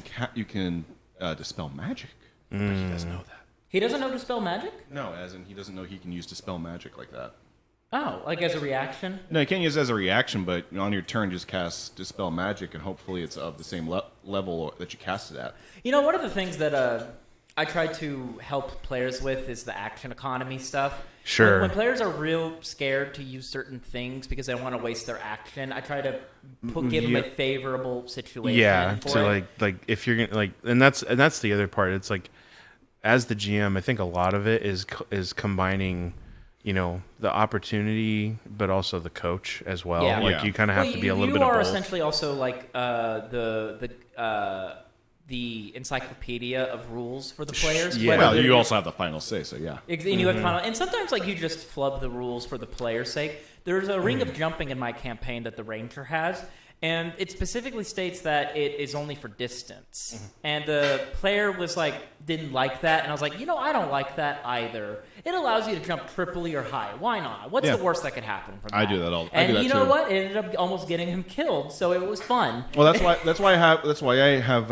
If you want to like try and change the way the spell is being used or the magic item is being used, that's why I have players roll an Arcana check to see if their character would know arcanely how to do that. I might take that from you. That's I like that a lot. Yeah. So like, and this might be another thing. Like I realized like my head just like shifted back to like some of the things in like the campaign that I was in when I was just a player, and one of the rangers had use of arrows that he could add like a special attack to, but it only happened on like a certain roll? a certain type of roll. Okay. So it was not like it was an arrow, but it was some form of like blink movement arrow. Oh, interesting. And so, but it was kind of like it had like a percentage hit to it. Or maybe it was actually just a special arrow, but he only had like 3 of them, you know. Well, I know there's different like ammunition types. Yeah. So there's like +1 ammo, vicious ammo, which when you roll with vicious ammo, if you roll a 19 or a 20, it's a critical hit. Okay. And you do an extra whatever amount X damage. Me personally, I would just avoid percentages altogether. Yeah. I would try, like, the dumber you make it, the better, the more the Sure, players will like it. Unless the players are like really into that sort of thing, like they want that. They want a little more wargamey. Which I am not going to be a GM for wargamers. I don't have the brain for it. I gotcha. I don't think I would either. I mean, it might be fun. It would just like be a a little bit. little- It would be a little bit of a different I- way. It's like a little like shorter. I campaign. foresee just min-maxers with war games. Yes, well, that Like, is part like of the if I have like so my players, they think I want to kill them, so Yeah. they've already been coming at me with their backup characters. One of them kind of feels a little min-maxy, and I'm already having to kind of discuss with him about like. was this the flying one? So he wants to make a winged variant tiefling, which most GMs are already scared of Winged variant winged anything. characters because Yeah. flying is like a whole thing. It's like for me, it's like, well, I just got to make more ranged enemies for them to fight. That's an easy fix. But he also wants to give it a cloak of displacement, which is essentially disadvantage on attacks. So basically, anything that tries to attack him has disadvantage, and that combined with flight, I think, is a little strong. Very Well, Yes. and so like that's something that I mean I haven't actually seen it combined yet, but one of the characters in Critical Role has once a day usage of a set of wings, but also has a cloak of That's displacement so funny. as well. That's exactly my character. Vax. He has the. Is he an Asmar? No, he's a half elf. Okay. But Half elf. He rogue? has one of the vestiges, and I'm trying to remember it. It's and it it's gives him, the like, no, it's flight not. for It's a not. short It's period not a of time? vestige. It's the armor of the Raven Queen. yeah, it's a vestige. Oh, I didn't realize it was a Yeah, vestige. Okay, when he flew, that was in its Vestige awakened form. state. gotcha. Okay, Which allows him to bamf out wings once Yeah. a day, and he can only do it, I think, for a minute. That's exactly how Asimars work. Yeah, it's maybe a minute or 5 minutes. I don't remember if there was. I can actually look it up. Most effects are just a minute, just because that's usually that's the longest a combat round will go. And that's going to be. I mean, rounds are. He also has the boots of haste, but they're also at a high level enough. Yeah, and haste is strong. Yeah, the boots of haste casts haste on the person with no ill effects. Yeah. What's the casting time? Instant bonus action. Bonus action. Wow, that's strong. That's really strong. Critical actually started off playing in Pathfinder, yes. And then they moved over to 5e. Yeah. And so there was Boots of Haste in Pathfinder that Matt just imported, and that was he said that's one of his biggest regrets was importing that. Because he realized how strong he realized afterwards. He didn't realize until afterwards how strong it was, but he maintained it, and he was actually able to work around it. Well, by adding a lot of health to his enemies. He did that. But then the other thing that I've noticed is that he's also had things where it's like if the character goes unconscious, it loses haste. Yes. So it's not going to stay. That's a common thing. Like a lot of spell effects. Right. Yeah. So a lot with like concentration and whatnot, or just even some spells. They drop that they drop it. It has the same lethargy effect as the spell. Oh, does it? Yeah, at the end there. Oh yeah. Which is something I haven't seen happen. No. It says you don't suffer from the lethargy. You don't? When the spell ends. When cast using these boots. Once the property is used, it cannot be used until the next dawn. That's crazy. Yeah. It's a once a day usage though.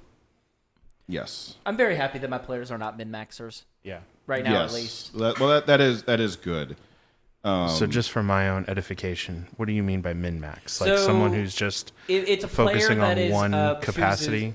So they choose a very specific class, that very specific race, a very specific feature, if the GM allows it, that allows them to do something just insane, usually in combat. I think you have a great example of this from one of your old players, where they essentially were a character that could fly. They would fly in, attack, and then be able to fly out without anybody having to attack them. Yeah, he played a monk, but he played a monk, a Asimar monk. He would fly in, make an attack, disengage, fly off, so no attack of opportunity ever happens. And he would use that, so it was like 40 feet of flight, so 20 feet to move in, hit, another 20 to get out of the range, because nobody can really hit at 20 feet. So, and he was up against a troll, and this was at the Yawning Portal Tavern, and he just boop, boop, boop, boop, boop, done in 4 rounds. This is like, oh my god. And you also know if you have a min-maxer, if the GM creates a counter to their strategy, and they get fussy about it. Yes, that too. Because I created the 3-armed blink troll, so it would just boop, and go up right next to him, 3 attacks. Respond very well to it. No, because he was a glass cannon. Yeah, exactly. And so it would blink right next to him, make his 3 attacks, and then blink away, and then you'd just be like, "What? That's ridiculous. There's no such thing as a 3-armed blink troll." It's like, well, there is now. Yeah, there is now. I made it up. It's my world. Well, funny that. Yeah. He doesn't play any in my games anymore. I'm sorry. Well, it sucks when you lose a player. Well, it was okay. Well, and so that's the kind of thing too. It's like he also suffered from protagonist syndrome. Oh yeah, okay. None of my players are like that. Okay, one player's kind of like that, but it's okay to be kind of like that. Mm-hmm. But when you really suffer from protagonist syndrome, it really I'm the main character. Yes. I feel like you put my character in the spotlight often, and it like freaks me out sometimes. Well, I'm also trying to egg you on to play your character a little bit and have instances. Like, I try and do that for everybody, but some people are just more... don't respond. Don't respond, don't bite, but then they also get annoyed that somebody fills in that void. It's like, so like right now, like I'm like the damage dealer for the group, and it's like I don't mind that, but it's like I want to see the barbarian of the group also doing that. Yeah. So I feel bad, but like when I'm the one that like deals the most amount of damage, like... Most players would be excited to deal the most amount of damage, but for me, it's like, well, what is everybody? I want other people to do this too. Yeah. Well, and that's the thing that's kind of interesting. That's the thing that's kind of interesting to, like I said, I'm referencing Critical Role a lot just because it's been what I've been listening to and like watching. One for ideas, but it's just been a while since I've been around like D&D play structure, and just seeing a very different group of people and how they play is actually kind of interesting. Yeah, absolutely. I agree. Yeah. And Critical Role is it really is a good lesson both for GMs and for players. Because it's really good lessons in players too of how to balance your characters, what you want your character to do, and while not suffering from protagonist syndrome, because everybody is a protagonist in this story. Yes, exactly. Each of you just have these little different arcs, and it's also a really good lesson for GMs on having story elements for the characters to get them invested into their character and the story. If you think about it episodically, it's like a Legend of Legend of the Avatar episode. It's like some episodes focus on Sokka, some episodes Avatar: focus... Last Airbender. They call it so the general name for the series now, because of Korra, is just Legend of the Avatar. Oh, that's what they call it now. Okay. I think it's also a way to distinguish it from the James Cameron movies. Right. I say movies as though like. Well, there's another one coming out, and there's a third one in production. Wait, they haven't even released the second one though. Yeah, they're making 4. Oh gosh. Well, so that's kind of what they do now. Like Dune, for instance. And they have an RPG rule set already. Yeah, I know, right? Oh, do they? Yeah. Oh my god. Yeah, they do. The second they never stopped filming for the Dune film series. That I heard that they did. At least that's what I heard that they stopped the film. There was a break. Maybe a story came out that I haven't seen yet, but the second they finished filming for all the scenes for the first movie, they started working on the second. They immediately started filming for the second movie. Yeah, okay. But then there's the post-production team that puts all the scenes, CGI, and all that stuff together for the first film. Which is what they did for Pirates of the Caribbean 2 and 3 way back then. And that's what they did for Lord of the Rings. Yes. And that's what they did for the prequel to Star Wars. James Cameron's just doing the same thing now with his Blue People. Episodic. Yeah. Okay. Much more episodic. Which can definitely work if you have a hit movie like Lord of the Rings. Oh, yeah, absolutely. I mean, Peter Jackson and Warner Brothers, it was Warner Brothers, really gambled on that because they filmed all 3 movies. Yeah. And it came out 1 year after each other. Yeah, and it worked. It worked and made amazing movies. They did the same thing with The Hobbit, which wasn't as good, but that was because Warner Brothers wanted 3 movies. I like the second Hobbit film a lot, personally. I like The Hobbit. They're not as good as the original. I feel thin. Like one book scraped over 3 movies. I mean, the bard that I want to play that I've talked to you about, like it's slightly inspired by Bilbo Baggins. Yeah. Oh, cool. Yeah. And Teller from Penn and Teller. It's a character I really want to play one day. Have you? You've hit. I really love Penn and Teller. Penn and Teller's I know. great. I don't know if we've talked like my Magic background. I have met both of them a couple of times now, and Teller and Penn are both very, very sweet guys, and it's just kind of entertaining to see how they've just run from the beginning of their like professional career all the way up until like now, where they're both fairly old. Teller actually just had like quadruple bypass, like crazy. Really? Oh, did he really? Wow. Yeah. So he's doing well. He's doing better. Oh, that's good. Yeah. A few of like my old just my connections in like the magician world. They're very highly thought of by a lot of magicians. Well, because like a big part of their act is it's not about the magic. It's about the charisma that they just naturally exude. That's the thing. Yeah. That's the thing. Like, so there is a master class, and it's very interesting to see their perspective on a lot of things. And Teller actually talks, which throws people for a second. But then but Teller actually has some very interesting perspective on like why he doesn't talk when he's on platform. And he just says it's actually a very weirdly intimate thing to just be silent with someone. Yeah. And like it just kind of creates that like you have to connect somehow. Exactly. Yeah. And so that's the thing. Like I really enjoy both of them together, and the big guy little guy combo. Oh, it's yeah, just it's really fun, and I like both of them. Big inspiration for me as well. I've seen a lot of their content, even some of their more controversial stuff. I've now had 2 of my roommates that have been on the Penn and Teller's Fool Us as well. So they were on Penn and Teller Fool Us? Yeah. Shut up. I mean, really? I was technically in the audience on Penn and Teller's Fool Us as well. So that is so cool to hear. That was. I'm a big fan of Fool Us. I was also a big fan of Penn and Teller Bullshit. Yeah, that was a very entertaining show. Very entertaining. And just a show that allowed them to just literally say whatever they want to. And I think that show was kind of a really interesting branching off point for them to kind of address things beyond just magic. Yeah. and I think that they did a really good job with it. I do too. Yeah. I mean, some people probably don't like them for some of their opinions. Sure, But it's like, well, and like, I mean, that's the thing that like I was impressed by, even in their like, have you seen their live show ever? I've never been to a live show by them, and I know Okay. I'm running out of time. Well, so I know that they do Oh, still. God, don't say it like that. Yeah. Well, not that they're going to die. Don't say it like they're that. gonna- eventually You're not going to, wrong, They're but going to they are retire, they are going to eventually. retire at Yeah, some they're point. Ben looks great too now. He lost a lot of He weight. did lose a lot of Dude, weight. do you know what he did for his diet? What did he do? He wrote a book on it. Oh, yeah? And it was, I forget the title of it, but it was something like How I Made Half Myself Disappear or something like What that. a great Like, title. yeah, something like that.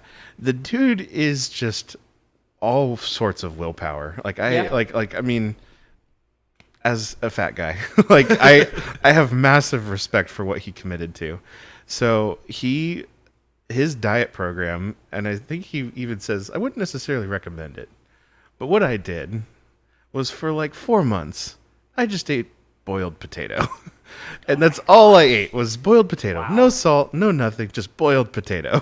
Oh my And gosh. then when I added hot sauce, it was like the most exquisite flavor compound I have ever experienced in my life. Because all I had been eating was bland starch, Yeah. and I was like, gosh. Well, oh, same thing gosh. happens if you make a commitment to eating less sugar. Is like the second you have like an apple, it's like Yep. like you realize that apples are like really like naturally sweet. Strawberries, Yes. dude. Yeah, strawberries Pineapple. especially too. I, for the most part, have kind of been doing a variation of Whole30 for the last 3-4 weeks, and like again, it's getting away from like all the processed refined sugar that's in a lot of things.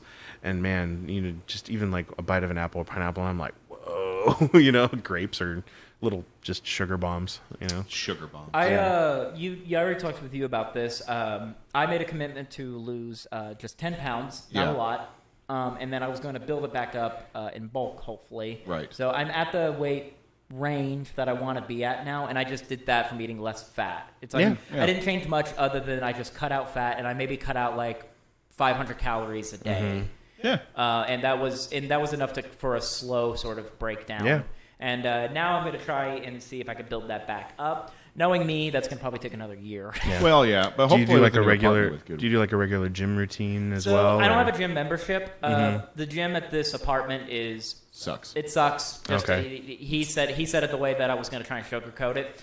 The new place we're going to is much better. It actually has dumbbells, so I'm Oh, going to there try you and go. stick Yeah. to a routine. My routine right now that I've been trying to commit to is just a lot of 30 minutes of what I can do with my own body. Yeah. So today I did 30 minutes of just push-ups to squats to leg raises, which leg raises are hard after Yep. 15 alone by themselves. And then just doing those in quick succession with intermittent breaks for 30 minutes. Because a friend of ours told me that like if you're not working out for minimum 30 minutes, no matter what it is, you're not doing anything. You're not doing anything for yourself. You just Yeah. broke it. No. And I mean, like, Everything's broken. Todd, you saw him recently. Like, he's doing. Oh, no, he's Bell's doing doing- great. yeah, Bell's doing great. He looks good for Yeah. what he's committed to. Oh, yeah, for So sure. I No. want to be able to say I can get to the same thing. It's just for me, it's like especially with my ADHD. Not that it's an excuse; it's more of a superpower. It's that like. I'll like commit to like 5 different projects, and then I'll remember like randomly one day I was like, "Oh yeah, I was supposed to be working out." Yeah. Yeah. Apparently, we had a spammer in the chat. That's funny. Free Oh, girls in really? your area. Oh Anyway, my Oh wow, where do I sign up? don't. But yeah, Were you not I've been listening- trying to. Were you not listening to our conversation about D&D? Yeah, we're playing No. D&D. We're that talking right? about D&D here, not hot girls in your area. That's funny. Yeah. That's really funny. I am still trying to figure out a good diet and method to lose You want weight. to do the carnivore? I do want to try and do carnivore. I hear it's like, I mean, from everyone I've heard, so like, I mean, so there's this concept of like not elimination diet, kind of an elimination diet, but the idea being is that you just kind of, get down to one thing and then you start adding stuff back to kind of see how your body reacts. And that's one of the things that's kind of Yeah. interesting or good about Whole30 is it's pretty much for the most part going to eliminate to very low inflammatory food. What you're talking about is actually what some doctors, including my own, recommend. Is that like the second I talk about feeling tired sometimes, my doctor will immediately ask me about my diet. Yeah. And she says to like pay attention to how foods affect you. Yeah. And it's something I could do better at. There's also the blood type diet. Shut up, really? Yeah. Oh, so Yep. based on your blood type or just how your body reacts to The foods, straw diet. and and just paying attention in non-inflammatory foods and whatnot is very important to it. I'd be interested to see what mine I says. think I have the blood type diet book in my my I want bookshelf. to look that up I actually right don't. now. I actually don't know my blood type off the top of my head. Let's see. I want to say I'm AB. Don't share it on pub. No, never mind. I'm kidding. That's how they're gonna get you. Oh, no. And your social security number. No. Eating right for your blood type. Yes. So real quick, as we change the flavors, I'm going to fix something on the stream, so it might dip for a second. It but says Okay. bacon. But we it shall says be back. bacon and beef are bad for me because of my blood type. AB negative. I have the rarest blood type, I believe. Wow. No, it's not the universal donor. I don't think, at least. I feel like much everything. Yeah. It's Oh yeah, everything's it's- made of corn. yeah. Like chips. Corn. like, Corn. Any processed, It's corn. Any processed packaged food. There's this meme. I think it was especially prevalent on 4chan back in the day. But you would find it anywhere, and it's a picture of a pantry in America, and it's got just every packaged processed food you can imagine. Yes. Cheez-Its, Lay's. All Just of it. every packaged thing you can imagine, and just like somebody just always the comment below it is just like, "Have you ever thought about this? Literally, this is just all corn, Yeah, it's all It's all corn, corn. and oil. corn and oil." Yeah, So Yep. we're back. That was a quick fix, and so hopefully Garrett, you'll be coming through a little bit better. Oh, was I not? No, you weren't coming in great, but I figured it out. So Okay. we're all good. Now it would be. I will trust you. Yes, you better. So that's the thing too. Is like I've been like you. I mean, you pay attention to what's in the pantry or the fridge. It's like I'm trying to avoid buying like processed like food as much that's as good. I can. Yeah, that's smart. Just eating. Whenever I can, at least just trying to eat better. I'm Yeah. not great about fast food still. Honestly, so the salads to go that just opened over here, great. Is it really? Oh, it's delicious, and it actually tells you the caloric count for wow. all their salads. That's and whatnot. good. And they also have pretty good teas there as well. I had it was like a mango passion fruit. Anyway, it was really good. Give it a try. You helped me the other day. I finally just accepted that, like, I just don't know how to cook, and you helped me make a great. Well, no, but because I don't, but because like I was just a horrible eater growing up. My poor mother tried her best. I really do think I can't imagine how much I put her through. But you helped me like really like you made a stir fry for me essentially, and taught me like a lot of the ins and outs of why you did it this way. Now you just need to add rice to it. Yeah, absolutely. Even then, like I'm trying to avoid bread too a little bit. Brett, yeah. Do you I say as I eat cream cheese bagels all the time. Yeah, well. do you know if you have a gluten sensitivity? I wouldn't. I mean, So- celiac is its own thing, but I'm talking like I think most people are actually quite sensitive to gluten and don't realize it. If bread is the reason I ever feel tired, it wouldn't surprise me. But I have Yeah. not looked I have not looked heavily into it. So Just and eat that's all bread for a month. well, Are you no. kidding me? Oh my god, no. No, Yeah. So one of the big things, like I don't like temporary diets. Sure, When yeah. when I talk about like I lost 10 pounds, it was only because of like I lowered my caloric intake. The whole like reduced fat intake, that's an overall goal for me, is to just as a whole just eat less fat. yeah. Well, when And I want that to be this constant, because we had a buddy, and nothing against him. He looks great for where he's at right now. Oh, Abel? But like, no, it's not Abel. It was somebody else, and they talked about how they like did a strict diet for like a few months and lost all this weight. but as soon as you jump off of it, you kind of gain You it back. you yeah. gain it back. It's like, oh Yeah. well, what happened? It's like, well, you went back to your old eating habits. Yeah. That's what happened. Yeah. So like that's ultimately like I recognize like another factor that maybe isn't a thing for you, but it is a thing for me, is like stress eating and emotional eating as well. Really? For a long time, I was able to like kind of get myself out of that habit, and did lose close to 100 pounds over the course of like Hey, a year good and a for half. you. Dang. But then 2020 hit, lots of stress in that year, and I kind of gained it all back. But it was one of those things where At it's least like you know you can do I it. know I can do it, and the way that I did it was very similar to what you were talking about. Was I didn't necessarily intend or go about trying to actively change my diet radically. Yeah. I just started with like, okay, here's my calorie count. I'm going to start here for 2 weeks. I'm going to cut 100 calories out after another 2 weeks. Yep. Another 2 weeks, another 100 calories off. Yeah. Until I got to 2,500 calories a day, and then I was cutting 50 calories every 2 weeks. Yeah, that's a great. It's very slow. Just But- you're building up to something. Well, but it was the slow restriction of the calories, followed by again slowly implementing a regular workout activity, Yep. and just kind of doing 2-3 times a week. But then the thing like I noticed was like as my calorie limit, I was very strict with it. I changed what I was eating because I was still hungry. Yeah. And I was like, well, I'm still hungry, and I only have like 100 calories, so I'm gonna eat a bunch of strawberries, which is only 50 calories, like Yeah. that, Yeah. or whatever it is, Just to fill your and stomach just up. to fill my stomach up. And so it was that kind of change started to happen just because it's like, well, I'm not going to go over this amount, but I'm still hungry, so I'm going to eat something that I know will fill me up, but isn't actually as calorically dense as potato chips Yeah. Right. or Oreos or whatever Yeah. the snack was of choice. Big change for me Yeah. was I just don't snack anymore. I That's- explicitly eat like the meals that I can, and then there's nothing in between.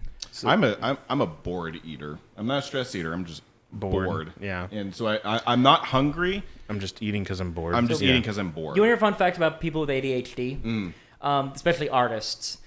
We could be real hard focused on I'd say like an art assignment for Yeah. me, like a drawing I'm And just doing. forget about and then eating. you forget about drinking water too, Yeah, and then yeah. after 6 hours goes by, and then your senses come to, and you realize, oh my God, I'm about to die of starvation. yeah.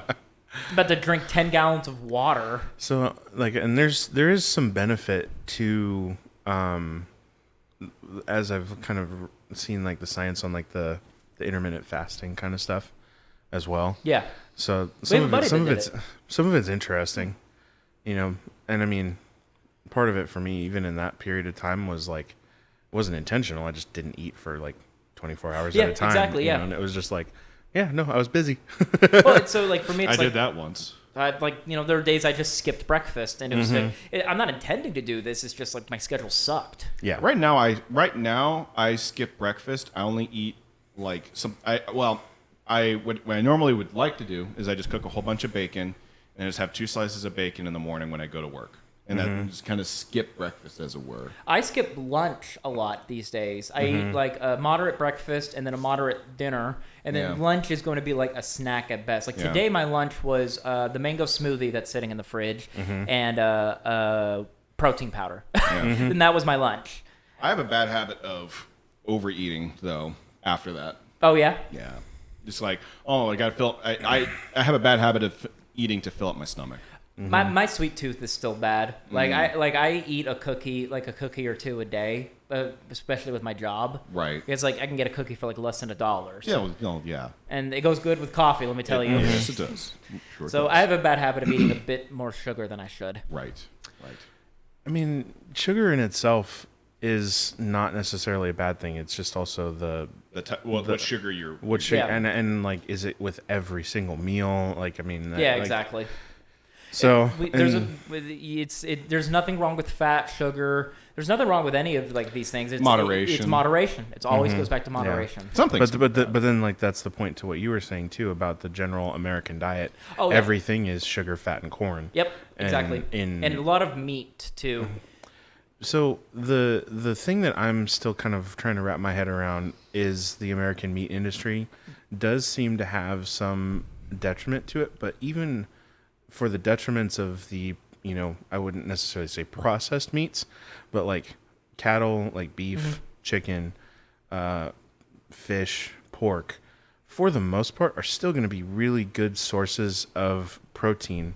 If you're even if you're not getting grass fed, grass finished stuff, I mean, it's still a better source of protein than, for instance, not to harp on protein powders. There's a lot of them coming from soy proteins and those kinds of things, and so soy, especially for dudes, tends to have some Effects. weird effects that Yeah. it can give. I've found out for me, and the reason I do Whole30, I actually do have a pretty weird sensitivity to milk and dairy. And so even whey protein powder is kind of a weird thing for me. Like, That it makes just sense. makes me like all nasally and congested and Interesting. yeah. And so, but like there's elements of dairy that like eggs I can do fine. Right. But I guess it's just how the dairy, even though it's classified, I guess as a dairy, it's a protein that Right. is Protein from different sources. exactly. You reminded me of something that I don't know how much of this is controversy versus like things that have been proven, but it was something I remember hearing about years ago, and it's called the McDonald's effect. And it's that because McDonald's and just fast food chains in general are some of the biggest buyers of beef, a lot of the way beef is processed is tailored to fit their needs, and thus people will say that the beef you get at like say a Walmart or a Target is going to be McDonald's beef. To what extent? What does that mean? I'm not sure, but it's something I remember hearing years ago, and it stuck with me. Well, and the McDonald's beef is frozen and processed for longevity. Yes, it like is. They just stuff that beef full of preservatives and crap just to be like, so it doesn't expire. I feel like Sonic burgers are like when you can really tell. It's like I swear they just microwave their food. They do, and I still eat it sometimes. They definitely, and I do the same as well. But yeah, Sonic is probably one of the worst offenders when it comes to fast food, being all frozen, mostly Garbo. Yeah, especially for you. But the shakes, they have really good deals on their drinks. Oh yeah, they do. And they know it. They know it. Their happy hour stuff. It's happy hour always happens on the app. So yeah, there you go. There you go. It's always happy hour. It's always happy hour on the app. Yep. That's something that annoys me is that every single business has their own app. Ah, God. Yep. And I just am like, how much of my information do you actually need? Yeah. You really don't need that much my information. The company that I work for is it's Starbucks. I work for Starbucks, and they're a fantastic company to work for. Yeah. The benefits that I have, the pay that I get for what I do, and the support. Yeah, they pay you in coffee. Yeah, they pay me in free coffee. Wow, that's nice. I actually do get free coffee, and more than just that. But also just the support I get from upper management and my own development, they're fantastic. But one of the things that always stuck out to me is if you want to use Wi-Fi at a Starbucks, it takes you to a network login page where you must provide an email and a zip code to access the Wi-Fi. And I always just was blown away by that so much. Yeah. Interesting. Like, if I go to like the local coffee shop that I, do my Dungeons and Dragons game at because I know the owner. Yeah. Nothing like that. It's just you just hop on the Wi-Fi and you're there. The Wi-Fi info is on next to the door. I got a funny story about him. His name's Michael, the owner. Mm-hmm. He told me this real fun story. I went in one day and there was only one other person in there because it was near close. Right. And the Wi-Fi was off.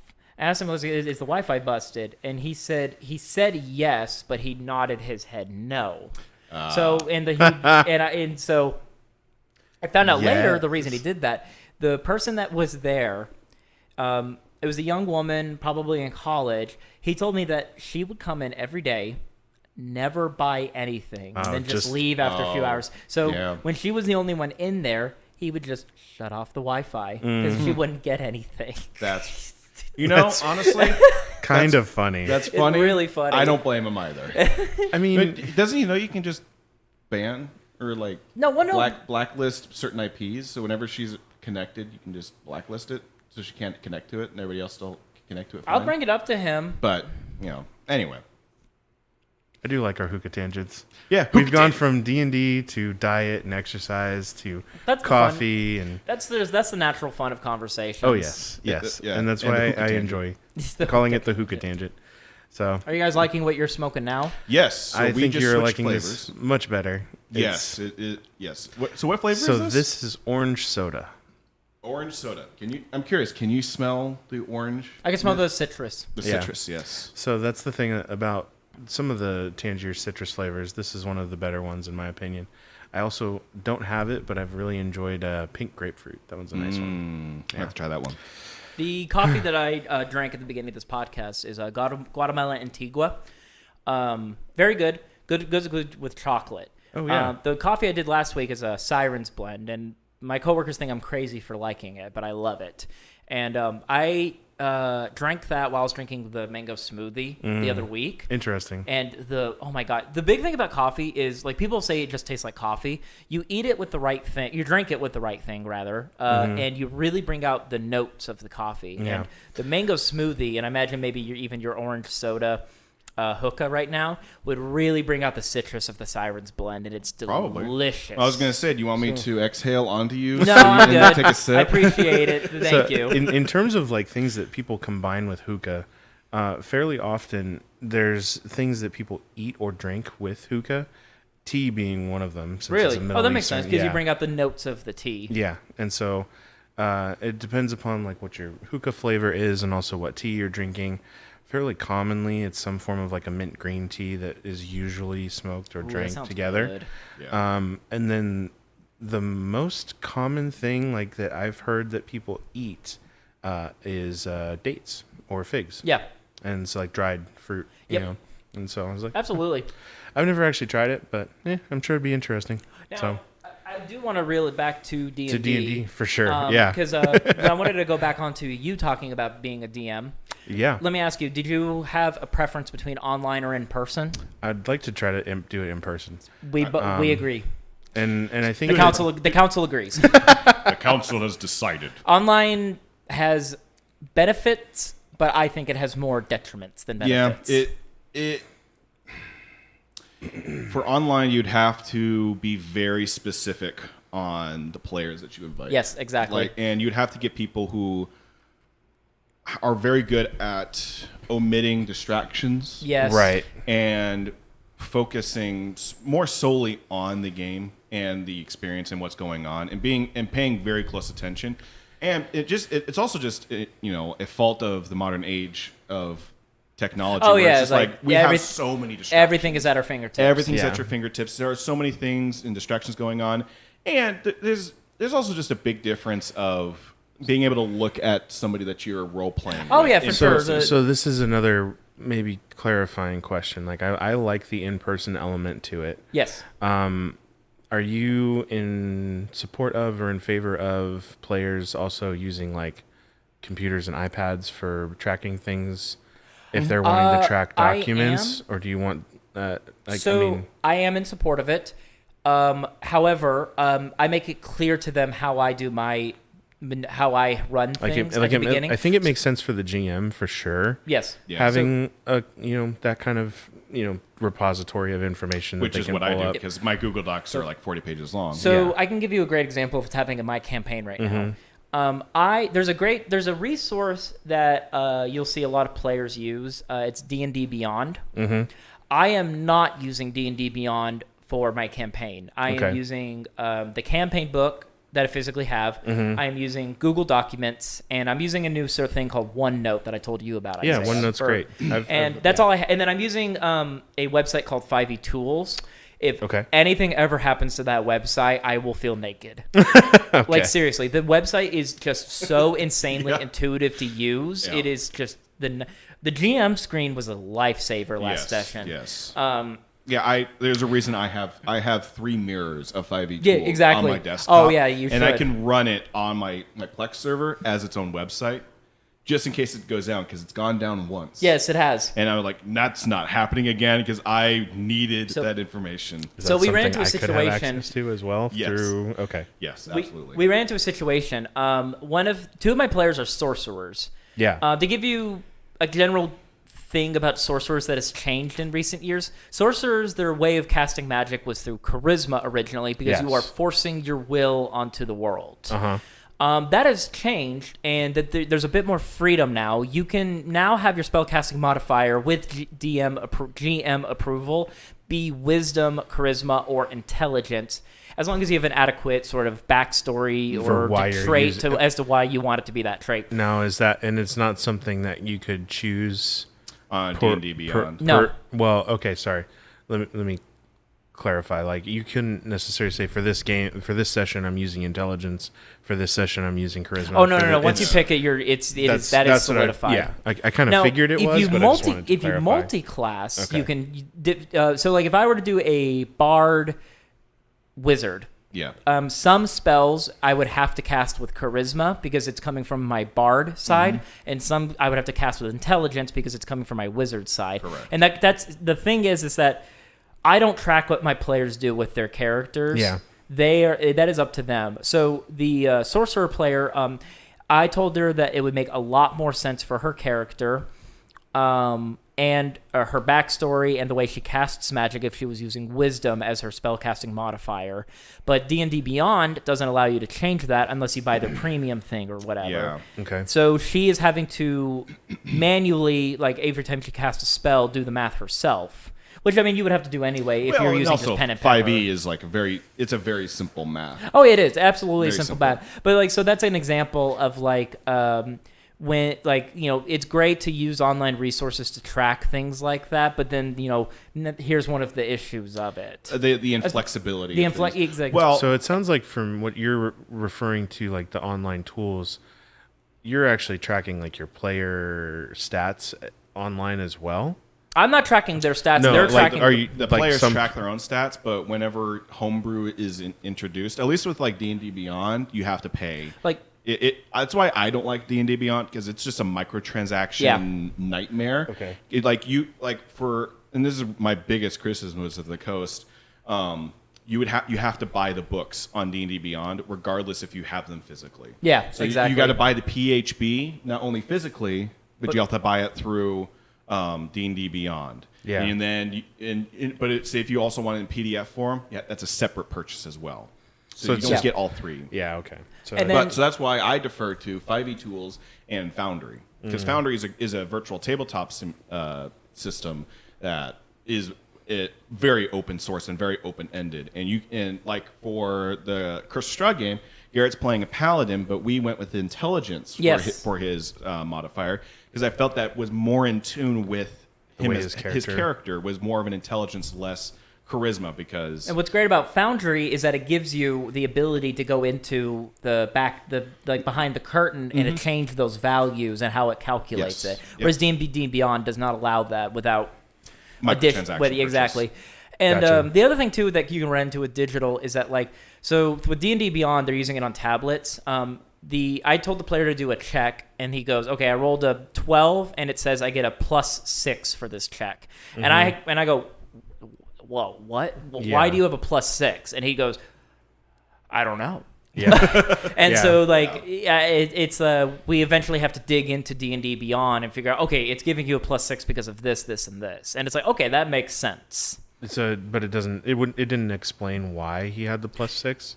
Not immediately. Not immediately, exactly. had to do And we some run into digging. them with Foundry sometimes, where it's like we're seeing that somebody's getting like a bonus, like or a big whatever. bonus on a roll, and it's like, okay, whoa, why are we getting such a big bonus on this?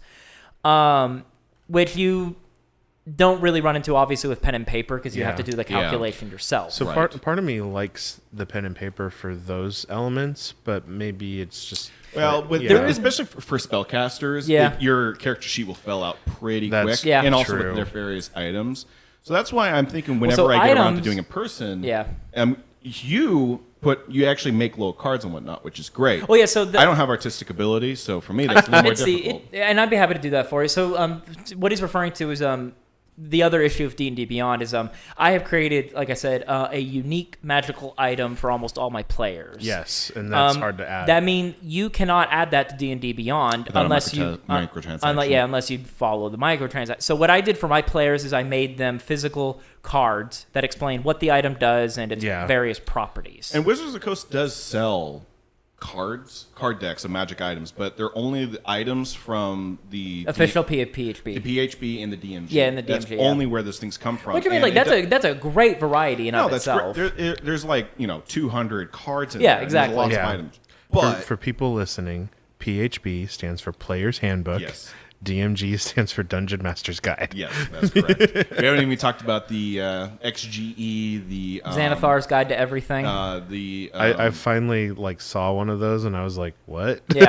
yeah. Tasha's Cauldron. TCE, yep. Mordenkainen's Tome of Madness. Tome of Madness, yeah. Yeah. What's the newest? Tome of Foes. What's the newest one that you banned in Curse of Strahd? Strixhaven. Strixhaven. You've banned Strixhaven. So is it a whole book that you're not? It's all the spells that come from that book. They're very interesting spells. Very interesting spells. There's one that I like.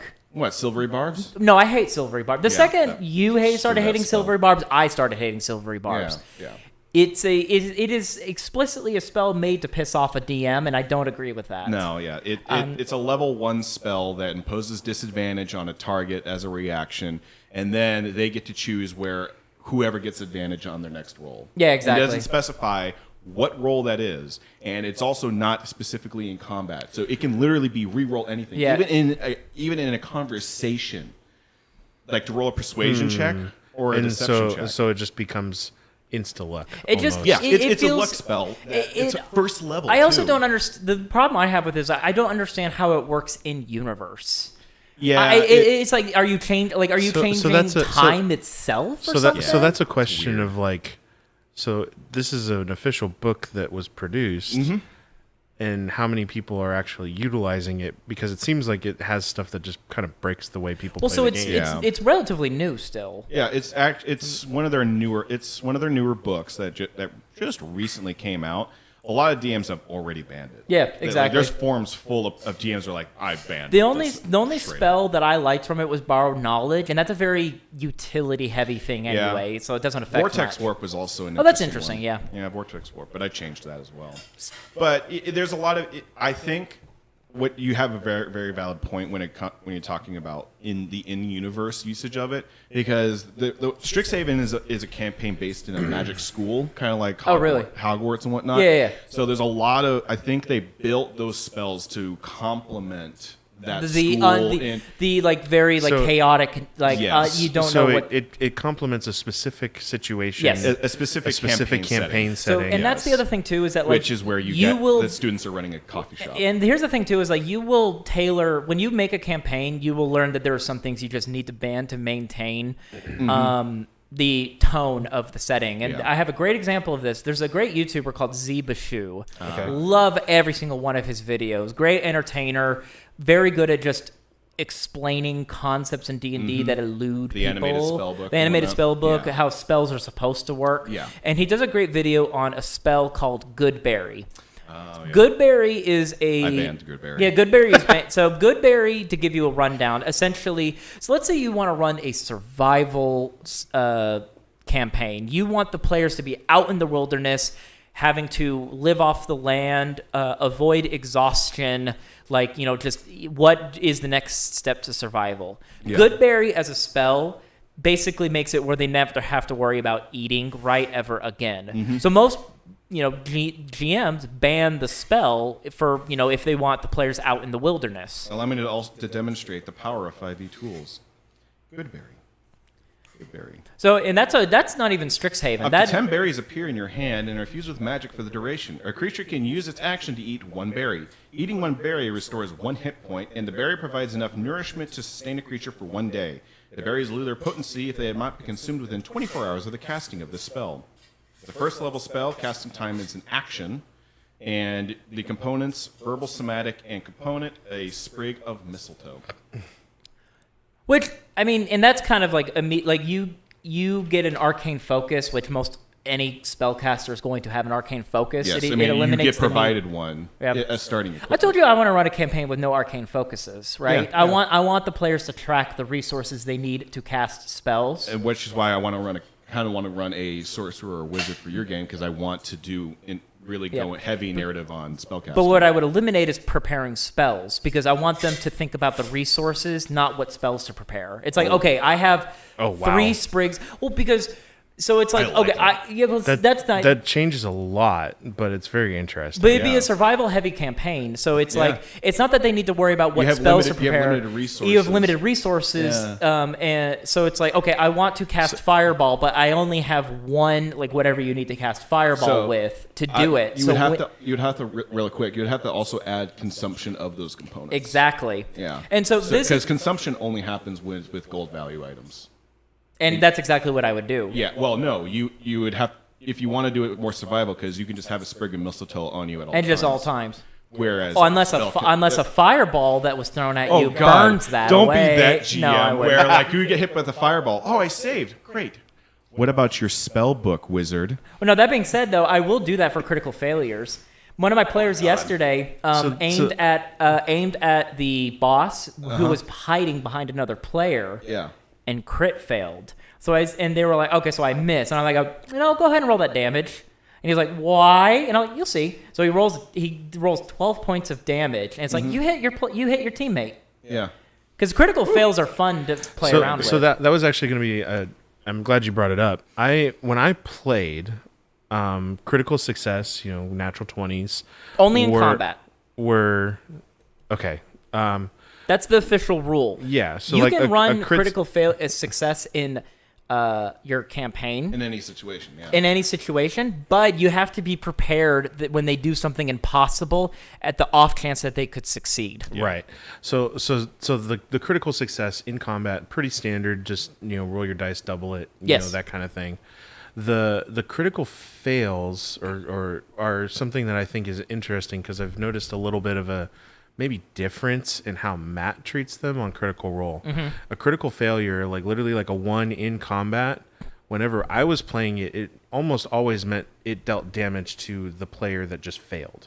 Oh, in some capacity. Oh, wow. At least that was how like the GM played that. No. So and it wasn't necessarily like all of the damage just ended up going to yourself, right. But there was something about that failure that you actually hurt yourself. Right. So, the official rules it calls for another an enemy that is near you to that are within 5 feet of you officially.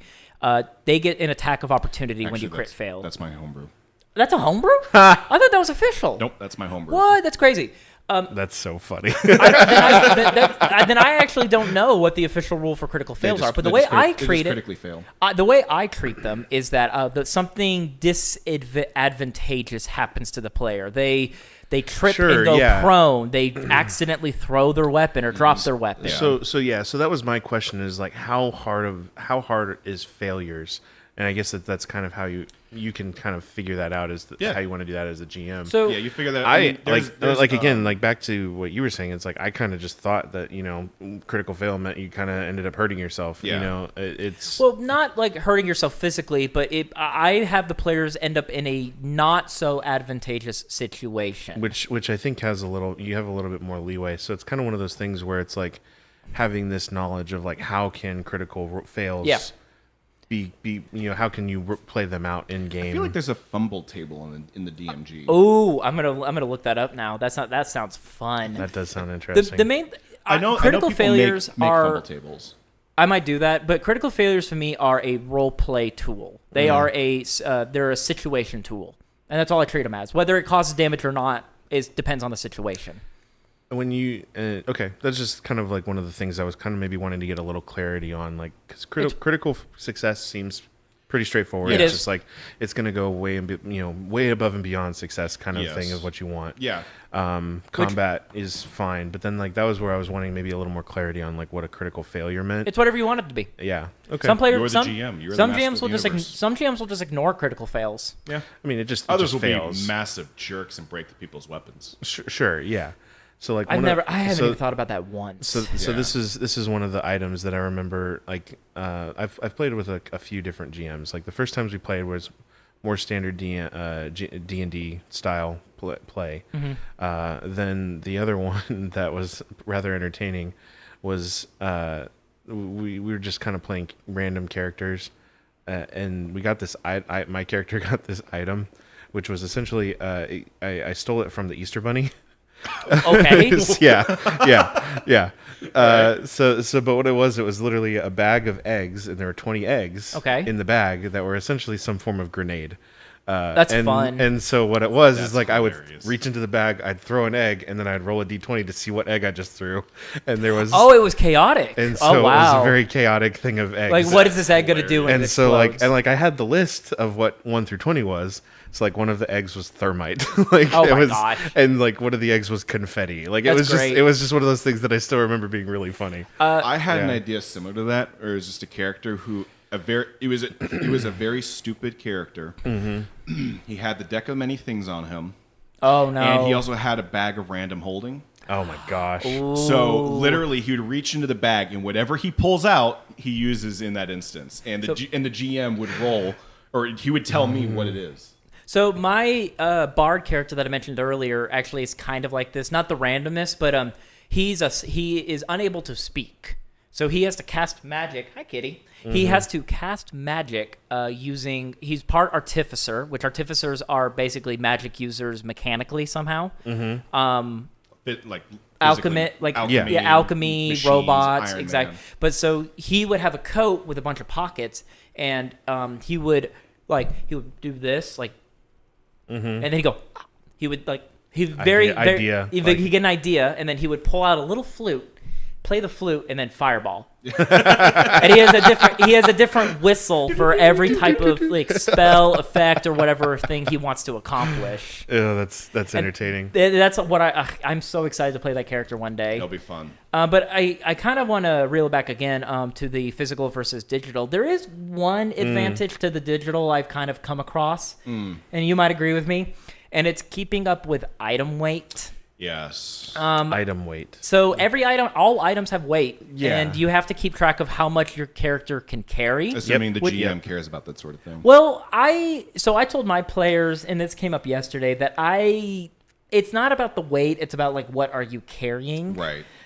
So one of the players pointed out to me that his carrying capacity was 30 pounds, but he was carrying 43 pounds. And I just told him to tell me what he's carrying. And I was like, none of that sounds crazy. You're not carrying 40 swords on you. Yeah, exactly. So you're fine. You're not carrying a whole picnic table. Well, and for the Curse of Strahd game, I just say I don't really care about encumbrance up to a certain point, and don't go overboard. Yeah. Don't abuse it. Stick And that's where logic. it comes into items like a bag of holding or something like Which- that, where it's those are limited too. They're gonna 500 have pounds.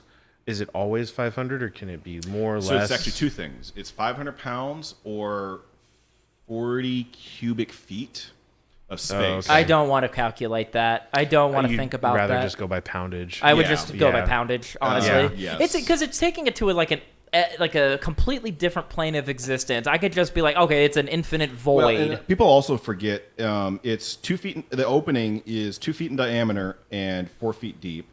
Bag can hold up to 500 pounds, not exceeding a volume of 64 cubic feet. Mm-hmm. Yeah, and if the bag, the other thing is, the bag weighs 15 pounds, regardless if its contents. Retrieving an item from the bag requires an action. The bag is overloaded, pierced, or torn. It ruptures and is destroyed. All contents are scattered in the astral plane. If the bag is turned inside out, its contents spill forth, unharming, but the bag must be put right before it can be used again. Breathing creatures really inside funny. the bag can survive up to a minute's equal to 10 divided by the number of creatures, minimum 1 minute, after which time they begin to suffocate. So you could put a creature into well, the bag as long of as they holding? can fit Yes. in the 2-foot opening. Yes. Placing a didn't bag we- of holding inside an extra-dimensional space created by a Heward's handy haversack or a portable hole or similar item instantly destroys both items, opens a gate to the astral plane. The gate originates where the one item was placed inside the other. Any creature within 10 feet is sucked through it in a random location on the astral plane. That's the gate then hysterical. closes. The gate is a one-way only and can't be reopened. That's the Bag of holding is just a black hole waiting to happen. Yes, well, it is a bag. but it's people that were trying to I want to put a bag of holding in a bag of holding. Yes, Yeah, yes. exactly. That was definitely made by someone who ran into that. Exactly. Now, we ran into something with Dungeon of the Mad Mage, and I don't remember how it was accomplished, but I imagine you were pulling your hair out from it. And it was probably that they remember. somehow got a boat into the bag of holding. Oh no! Yes. Oh my gosh! That's right. So there was a boat in a bottle.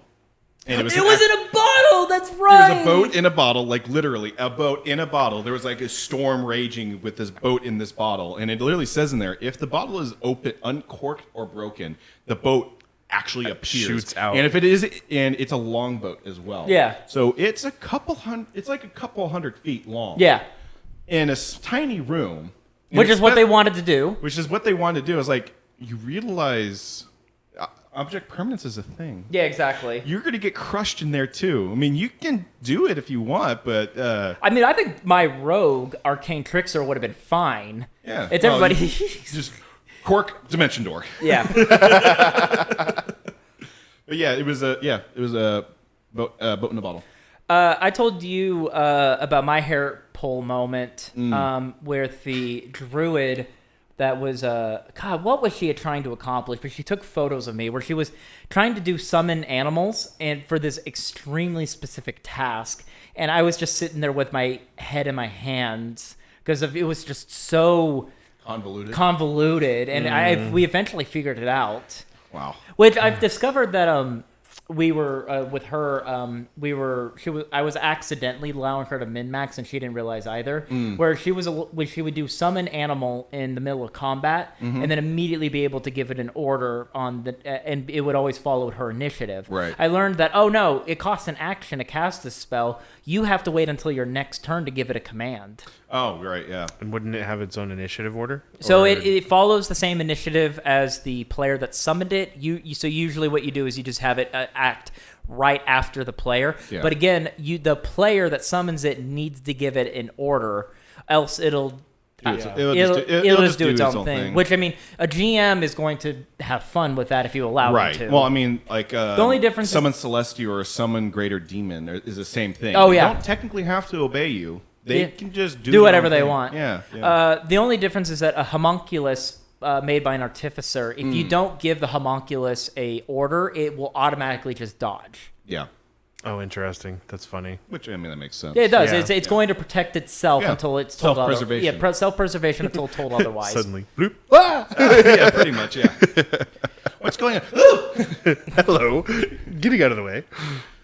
Yeah. The fun thing about Bags of Holding is that artificers, because of just how new and like different the class is, they can make magic items. A Bag of Holding does not have to necessarily be a bag.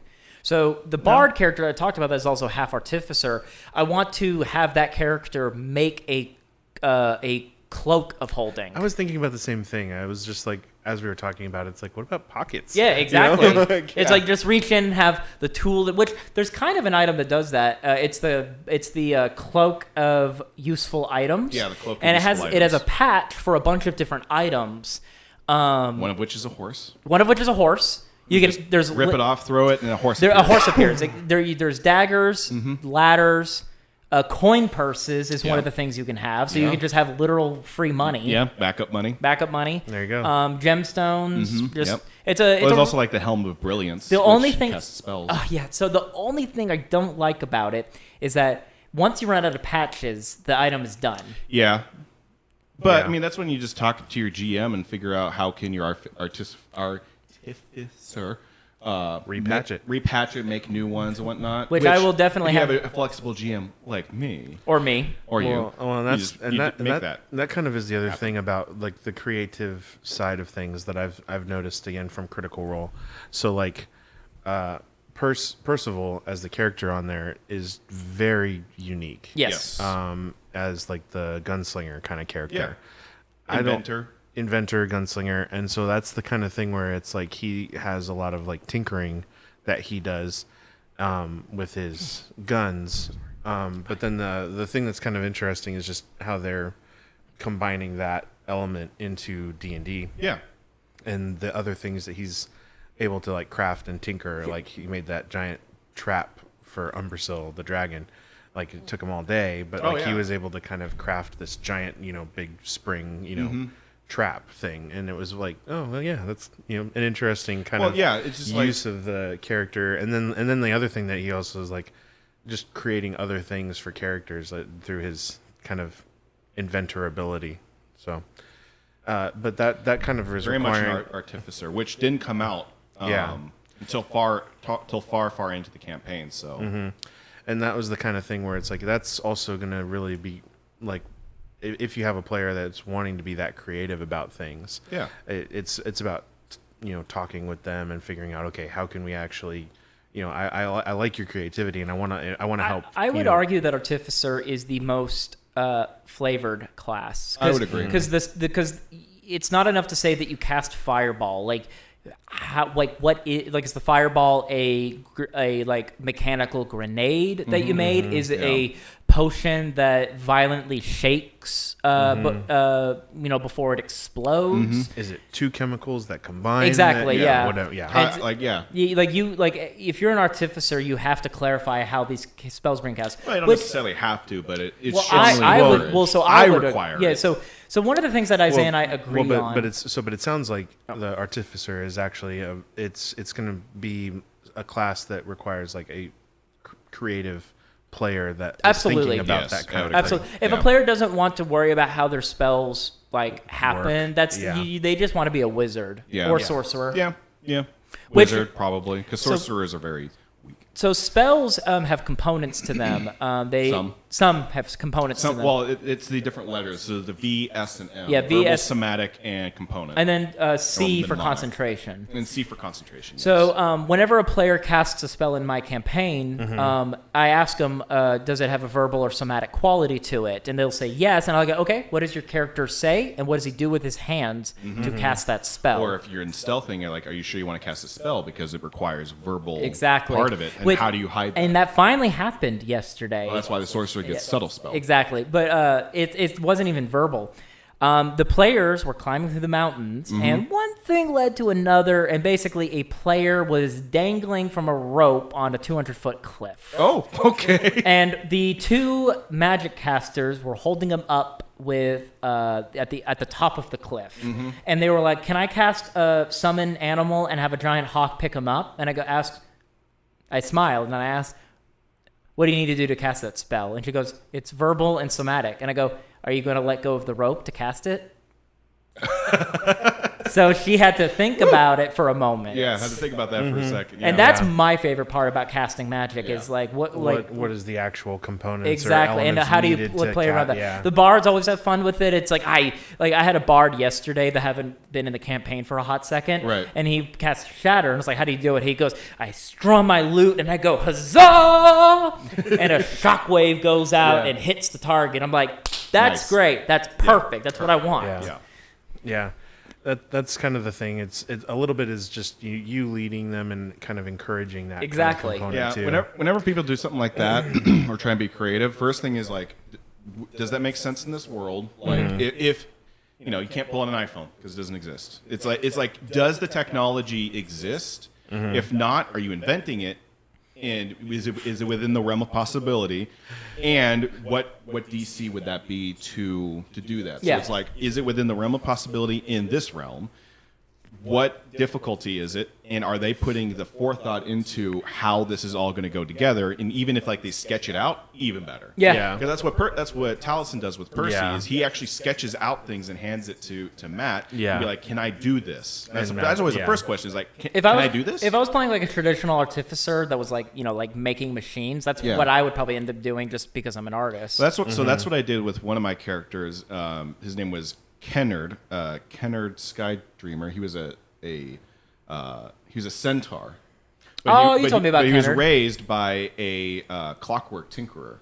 That's cool. Yeah. So he was wanting to create like firearms and whatnot because I wanted to do like mounted cavalry. Yeah. But as a centaur that would run around. So it was a centaur, not a minotaur. Yeah. Sorry, I misspoke. Centaur. When you were saying it was a minotaur, that touched on something that I like, which is like physical oxymorons, for lack of a better term. It's like I just imagine like this giant character, like a minotaur, or like a Goliath, and then like you see them like at a desk with these tiny tools. I was about to say speckles, and they're like actually doing it well. Yeah, that's funny too. I like that. Yeah, I was just thinking that same idea of like, it's a random reference, but have you seen like the Disney movie Tangled? I have. Like the part where like. The big brute that collects figurines, and he's got these two tiny little figurines. There's the opposite of that is happening. One of my other players told me about her backup character. She wants to play a rogue fairy, and that's just that's just a combination I've never heard of before. Because like when you think fairy, you think like pure goodness, goodness, and she wants to play a rogue. Yeah, well, even though technically fairies and core D&D are very chaotic. Oh, are they? Oh, yeah. I haven't actually taken the time to look. Oh, yeah. They'll cast they'll cast fun spells on people. I know Just because they think it's will-o-wisps funny? are interesting. Yeah, will-o-wisps are fun. You guys have only encountered will-o-wisps once, and that was in Dungeon of the Mad My Mage. players ran into will-o-wisps, and it almost worked. Oh, So, almost. so what do you mean by almost worked? So will-o-wisps are like little things of light, Yes. and they want you to die. Oh, Just for yeah. light, they want to suck on dead life force. Nice. So what Sounds they do, so sweet. what they do is that they try to lead players to dangerous situations. Yeah. They'll lead them to a group of enemies that will try to kill them. They will lead them to a trap, and that's what the will-o-wisps in my campaign did. Is they were in a crypt, and the will-o-wisps were the only source of light. So they were trying to lead them to pitfall traps, and it almost worked. Almost. They were just being very cautious. The sorcerer was one off from succeeding on his dexterity saving throw for going into the trap, and I was Yeah. like, "That's close enough." So I had Yeah. him catch the ledge just as he was falling. I gotcha. So this actually does lead me to another thing. What's how that? how often, like, I know that combat encounters are fairly, standard thing. Yes. But I also do like the idea of puzzles and traps that you can kind of put in, and combining even like a combat encounter that has a puzzle they need to solve as a team that makes it even interesting. And so like That's Well, difficult. and Well, so so I and was about so to- so it's my favorite encounter that I've seen so far that Matt has put together for the Critical Role team, and that was where they actually went and had to fight a Sphinx. And the thing that they had to do while they were fighting this Sphinx was they had to figure out what its name was, and they had to basically like solve a puzzle to figure out what its name was and get the letters for its name and put the letters in the But right they could only order. ask Mid-combat. very specific questions, I imagine. They or couldn't something? actually talk. Like it no longer was talking to them. Like Oh, they wow. actually Yeah, had. they needed information from it, and he said, "I'll give you the information, but it's because it's so important information. But it's my name. I'm yeah, gonna try and kill you." information is earned. So what is Yeah. my name? Yeah. And he was trying to kill them the whole time. And what they ended up having to do was basically there were different elemental portals that they found out were in the room at the time, and they had to go through the portals. Oh, okay, and that's how they get the and information. get the information in the portal and come back. Which Okay. even was a dangerous thing in and of itself. Yeah, because the first So time. what's the risk reward here? Right? Well, Yeah. so like Yeah. a couple of the characters, the first few characters had ways back, but then like one character jumped into a portal and didn't have a way back out. Oh wow, that's and funny. so someone had to go in and get him. Yeah. yeah. Yeah. So Combat puzzles is something I haven't really dealt with. I'm That gonna- one was I that want was it- that one was difficult. super interesting and super tense because Yeah. they're just like they were just struggling for like the first few rounds trying to figure out like, do we just fight this thing, like how do we do, and like they're just like, my character at the top of his turn just like, is your name Ted, like just throwing stuff out like and just whack, Yeah, pretty much. Yeah. I might actually do that too. I really like that idea. Were you asking about puzzles in general, or just that specific instance of like a combat puzzle? No, like just even like puzzles in general, because like all up into the before even the encounter with the Sphinx was multiple even like time trial puzzles. So like they had a couple of things like getting to there where it was like suddenly the room starts filling with sand, and they have to figure out Typical Egyptian. I yeah, like that. and so it was like their sand's pouring in, and then they're just like realizing like, okay, there's an opening at the roof, we got to get up out and through this opening in there. And then as they're like doing that, and he had like plopped like a egg timer down, and like as that egg timer was going, and then Hourglass, and same. So, egg timer. Isaiah hourglass, can yeah. speak more on this because he has more experience with it, can? especially on puzzles and D&D. Oh, So and I mean like, and again, like you're talking about like new players or seasoned players, like throwing a puzzle element into a combat encounter definitely tweaks the challenge I level think so, for too. sure. It makes Yeah. it more interesting. But that's the other thing too. It's just trying to figure out, okay, like what is considered like a classic or even traditional D&D puzzle. So that I can speak on. There's a concept I love, and this also goes into video games, and I will talk endlessly about it if you let me. Yeah. It's called the door and the key. Yes. It's a fairly simple concept. You can even find books on it, but the idea behind it is that for every problem there is a solution. It's how you present it. And one of the things that I like, that I follow the most from this concept, is that you need to show them the door before you show them the key. right. Because if you give them a key, they're going to try it on every door that they find from now on, and they'll Right. get confused and Yeah. it'll lead to the whole thing. Yeah. So if I start implementing puzzles in my own game, I'm going to probably follow that concept, because we ran into a situation in your campaign, which I'm sorry that it didn't work out the way we wanted it to, where he had a puzzle with one solution, and it took us a while to find that solution, and that's even with like guidance, kind of. What was it? The arcane rune puzzle? It was the arcane rune puzzle. Oh yeah. So I thought it was pretty obvious, but that is also the stigma Well, of that's like the GM yeah. making puzzles. It's Yeah. like you get, puzzles from the back of a cereal box for kids, and your players have the most difficult time figuring them out. if I were to do a puzzle similar to that, I would try to design it to have more than one solution. Yeah.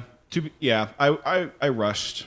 I will say it was an interesting puzzle. It wasn't totally thought out because I was rushing to get that portion of the dungeon figured out.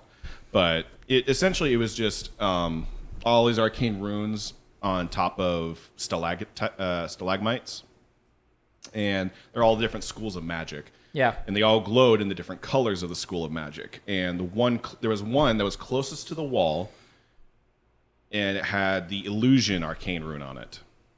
And it was the only one that was illusion. Mm-hmm. Because my line of thinking was, well, if you know that the path is forward, or there's definitely a way out of here, But and that the was path is hidden, illusion. and that was the part I was missing, but that's kind of more so for the fact that I missed the sessions leading into that. Well, yeah.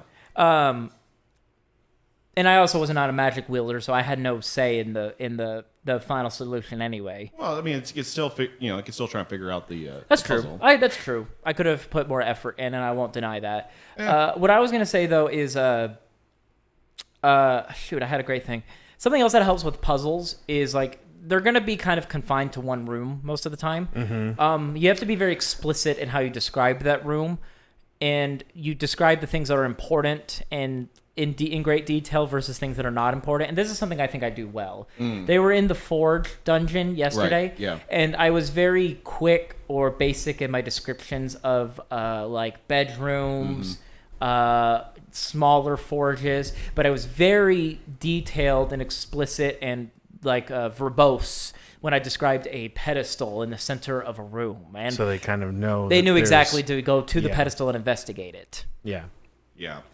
I I convinced my family at one point to play D&D for like one shot for Oh, yeah? Easter. Nice. Didn't go well. Didn't go well. Uh-huh. But there was a whole bunch of puzzles in there, and there was also like the classic D&D puzzles where it was. I think it's more classic D&D. Like one of them was the Never-Ending Tunnel, which is where they go down a tunnel and they realize they've been going down this tunnel Forever, and then they're like, all right. Let's just turn around. The wall is right behind them. And Oh, then they turn you had back a- around. you had and us there's a run into wall- this. And then, and then there's another wall right in front of you. So you're now boxed in because you looked both ways, and you're now boxed in. What's the solution? And I think I came up with it. It's a walk backwards. Yes, the solution is to walk backwards. I like it. Yeah. So that was one of the, and the other one I did was a room filled with just riddles. Yeah. That just unlocked like these chain. You say the answer out loud, and these chains click off, yeah. and whatnot. The other one was borrowing from Indiana Jones, which not the right cup, but the right sword. Yeah. I don't know if I was there for that one. No, that was different. Okay. And then there was also the lever puzzle, which was a very complex puzzle, but I followed that up with a palate cleanser puzzle. A word beginning with E, ending with E, and only one letter in it. No, it was I still actually and this is also a bad thing. You have to know the solution to your puzzle. I didn't know the solution to the lever puzzle. Oops. I didn't. I knew the answer. I didn't know the steps to get to that answer. That's hilarious. Gosh. So that was not a good choice on my part. But it was followed up by the palate cleanser puzzle, which I personally love, and that Zebashu did a video on this. What's this? It's the clock puzzle. So the players, and let's see if you guys can figure this out as well. You all enter into a square chamber. Okay. In the center of this square chamber, there is a well. And inside the well, there is a round button that is placed inside of the water. And it just sticks out of the water. See it And floating you can in see the water. it. You can just, it's not really floating. The water is around it. Okay. And it's just a red button in kind of a little cistern well. That's better. On the other end of the room, there is a door that is shut, made of solid stone. And on the top, there are little runes that go in a descending circle towards the center. Looking at it, they appear to be numbers. What do you guys do? I break down the wall. Magical wall can't be broken down. Damn. Okay. Um, Well, I think like what I'm thinking of is looking at it is it's almost like you have to walk the same pattern in the room. Okay. You walk the same pattern in the room. You kick up some dust, but nothing much else. Okay. so you said there's like a line of arcane numbers going from the ceiling to the stone wall. Well, you it's said just it's over the top. above- It's over the top of the door. Above the door. Above the door. There's just this little round roll with descending numbers that go to the center. So it starts Oh, with it's a 10, spiral? 9, 8, 7, 6, 5, 4, And 3, it 2, spirals? 1, 0 in the center. Yep, and it spirals downward. So me as a player, the first thing I look for is what can I change? What can I affect in the environment? So the well with the button at the bottom of it, is there a bucket that goes down into the well? Well, the way you described it, it seemed like you could reach out and press the button. Yes. okay, just so I looking would at press the button first, Okay. just you to see press- what happens. You press a button. There is a loud click in the chamber, and the 10 number lights up. Okay, 9, 8, 7, so it's 6. counting down. 5, 4. The room begins to darken, and the runes light up red. 4, 3, 2. The cast lights magic begin to missile. flash rapidly in this chamber, and the door begins to move open just so ever so slightly, and light pours through. 3, 2, 1, 0. Flashing lights encase this whole room, and you are blinded as the door slides open. And we. The solution was just to hit the button, Yeah. but players will overthink it. Yeah, it's a palate cleanser to get players to not overthink things too much, and it's just like a simple puzzle. That's a palate cleanser. That's so funny. Yeah, Yeah. Was the wall magical?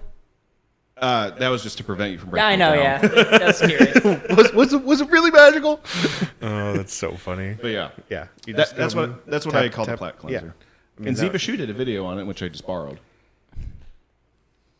I haven't done too many puzzles. I just like throwing obstacles at the players to see how they deal Well, I with mean, a it. puzzle is an obstacle.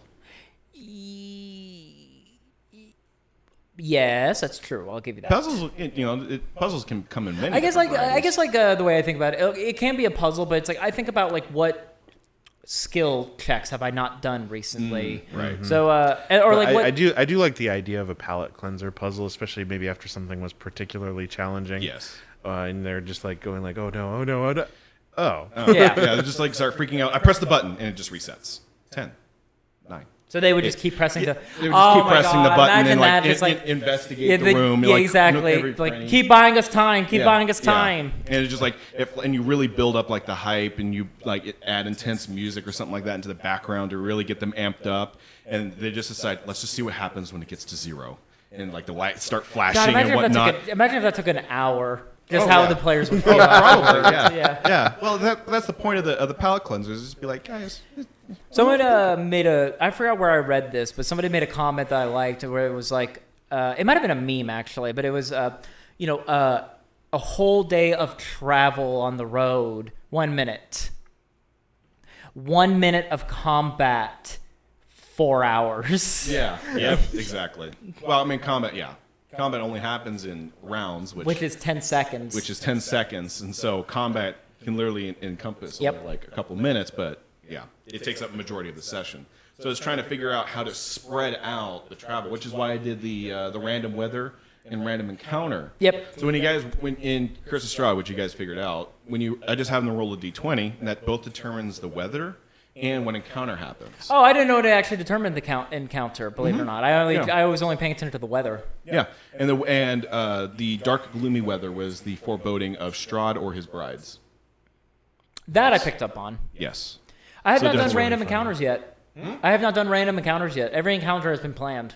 Well, there's nothing wrong with planning encounters and random. I definitely have had you guys roll the random encounter table and just had to pre-play. What I do a lot is the kick in the door thing. Which, have you heard of that, Stu?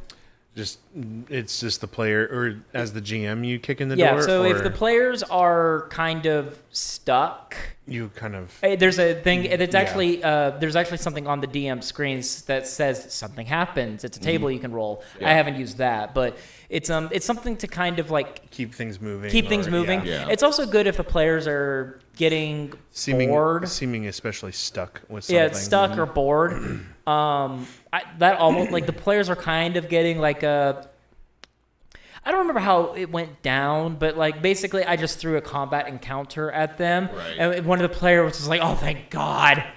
Yeah, where they just kind of realize that's just kind of realizing like what's going on. Yep. where reading they're the at. room and their mood. And whatnot. Exactly. Yeah. And then that's what I take value in as a GM is like I tailor the experience to them. This is not about like my story. This is about your story and how I can. Well, it's a collaborative role. Exactly. Game. Yeah. Keyword collaborative is it's not about, first on that list. It's not about winning or losing. It's not about telling it's not about telling like one person's story. Yeah. It's it's an experience for all. That is one of the funnier things that I remember. Like in Critical Role, they've lost the stream at some points and like glitches out, and then it comes back and they'll be like, "We won D&D, guys. We won."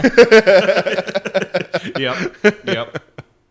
That's because Oh man, too bad the stream wasn't up. They just like Vax died and like, that sort of thing. Dude, that was actually one of the other things that was kind of like crazy too, is how they handle okay, so like the threat of actual like death. Like is that something you've ever actually had happen in any of your campaigns where a character has actually died? Like and the ones that I run or the ones I'm a player in? Sure, like either one. I killed my players and I've done a TP and I had a TPK. Total party. Now, Annihilation. was it on purpose? Like you intended for that to happen, or was it just kind of how it happened? TPK should never be intentional. Unless everybody agrees they really don't like the campaign that they're in. Yeah, that too. And that just gives you a chance to start fresh. Yeah. So and like I mean like so individual characters like having situations where it's like, oh, it's something, and then boom, like I'm thinking of the reason that Vax is actually the hand of the Raven Queen now is because Vexalia like got knocked unconscious because of she died actually. She just straight up died. Just died, like took like 50 points of damage when she only had like 4 health points left or something like that. Yeah. And so like it was the process of trying to bring her back that it actually instigated that thing with the Raven Queen. He made a deal and he made a deal with the her Raven back. Queen to bring her back.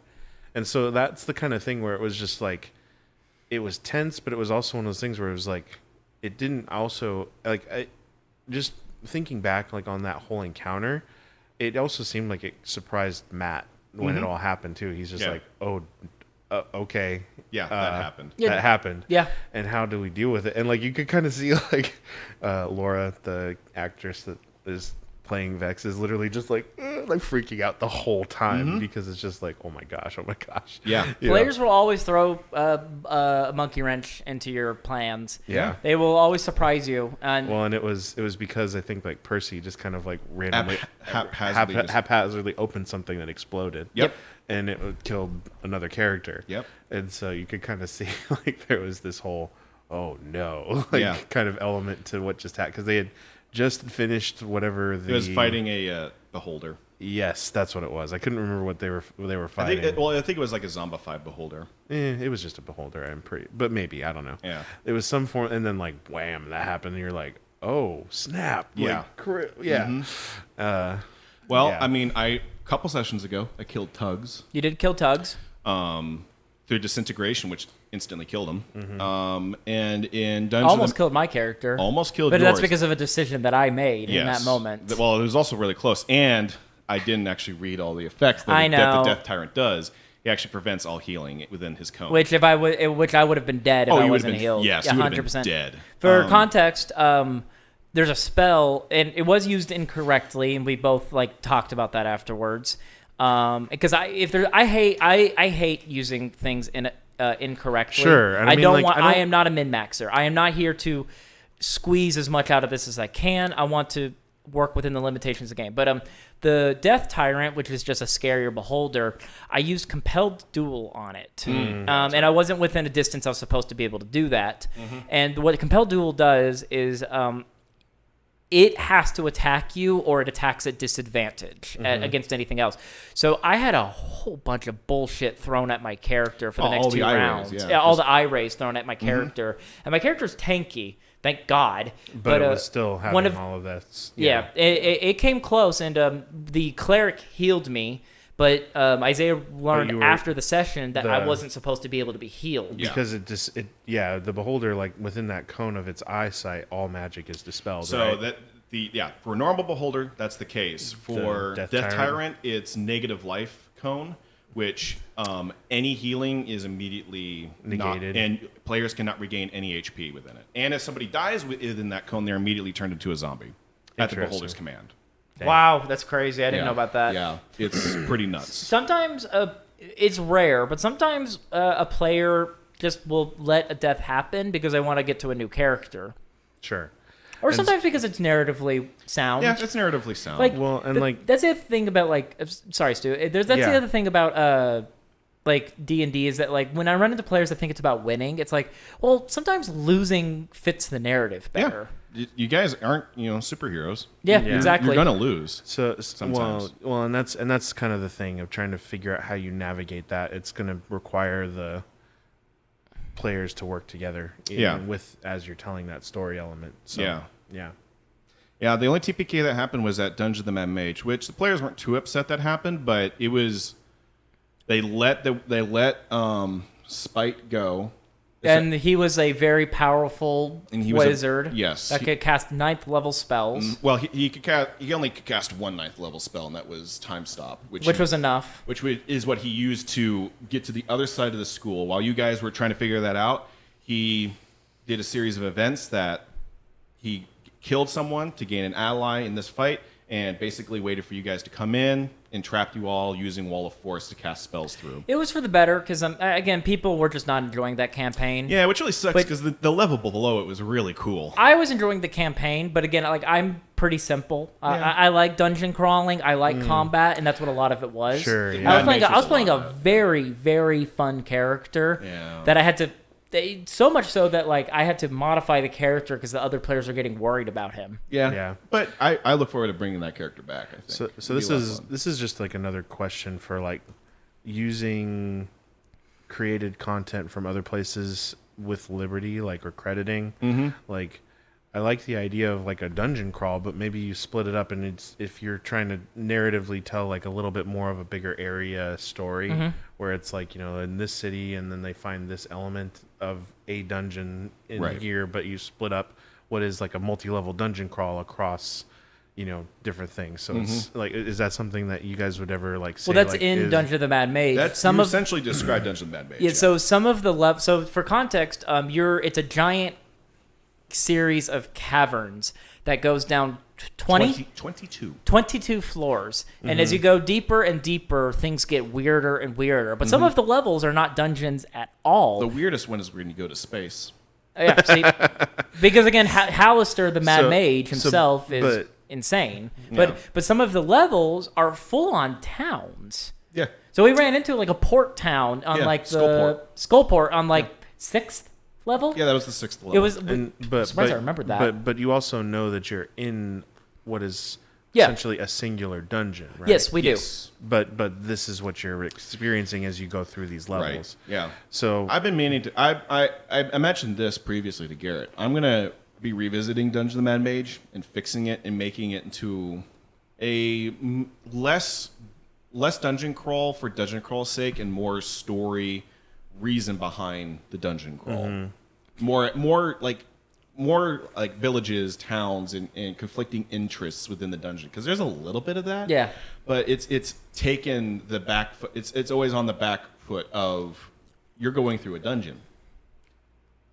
Yeah. Dungeon of the Mad Mage is a unique thing where you're isolated to one location. Yeah. Go ahead. But then the thing that I was thinking of, it's using the levels of it, but just not making it the singular thing. It's like, okay, this level is going to be here, but then you try, like, you're just kind So of what- using it bits and pieces. Well, so of what it. you're describing then is a more traditional campaign setting where you're so yeah. So it's, I guess it's just kind of using what some people have built, but kind of laying it out in exactly, your own way. yeah. Which I mean, Okay. the thing about D&D is that like, I mean, you're not.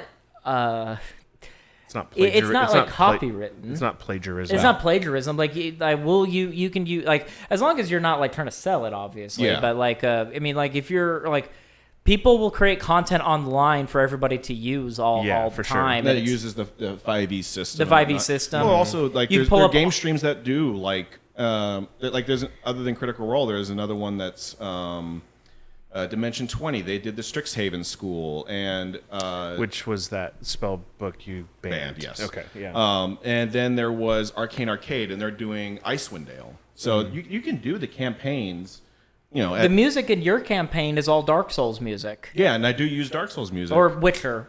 Witcher, Dark Souls, and a couple other sources Yeah. and whatnot. But yeah, Whatever adds to the setting. yeah, Yeah. D&D is all about borrowing other people's ideas. Yep, absolutely. But just kind of using it. Yeah, creatively. in your own Yeah. way. It's kind of an unspoken understanding. So this is In kind that of regard. another silly thing, but actually just starting off a campaign, like it kind of feels silly. Like you all meet in a tavern. Like I mean that seems pretty tropey. Yeah. Of kind of the D&D thing. I had an idea that was just kind of an idea for idea's sake. Was just like, all right, you are this person, you are this person. I need everyone to roll initiative, and everybody is already starting off in a fight in a throne room.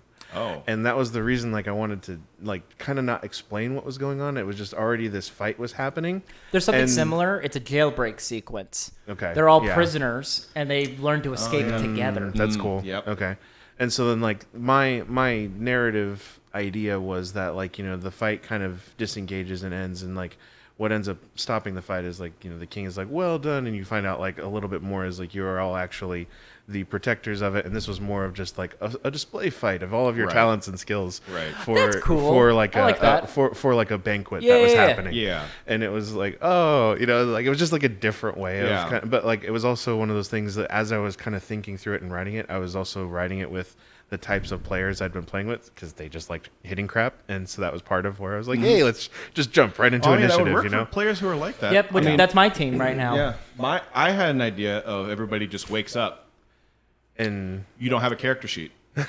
So this Oh no, has- you Yeah, have a character yeah. sheet. It's blank. and you learn about yourself as you yeah. play the game. It's like, okay, Yeah. I want to do like good, you're awake. I like grabbed onto this because it's so cool. It's like the character wants to persuade a shopkeep, for instance, to lower the prices. You don't know, so that you will. Okay, the GM will be like, okay, you roll a persuasion check, and you have a +6 bonus on that, and then the player learns my character's persuasive. What? Yeah.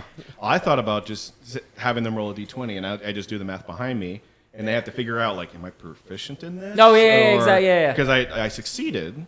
You know, it's a very interesting and challenging sort of start. And so like that was the thing though. It's like I'm thinking about this again, potentially coming in with like new players that have maybe not played, maybe some have, maybe, you know, that kind of thing. That kind of start where you're just blank character sheet, it feels like you kind of have to have someone that's a little bit familiar with Oh, yeah, what's- you do. Yeah, Yeah. you would, The you other thing would. that's going to help immensely, you may know this already, is the players may agree to like as people that they're doing this together, but when all of the characters they're playing as have a unified goal, Yeah. sort of, it makes it a lot easier. Yeah.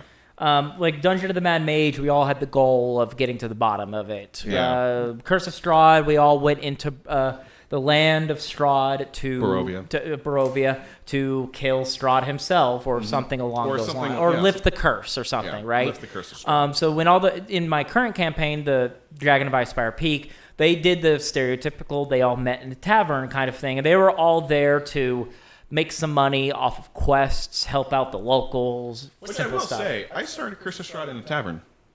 You did start it in a cabin, that's right. I started in a tavern. It was something spider.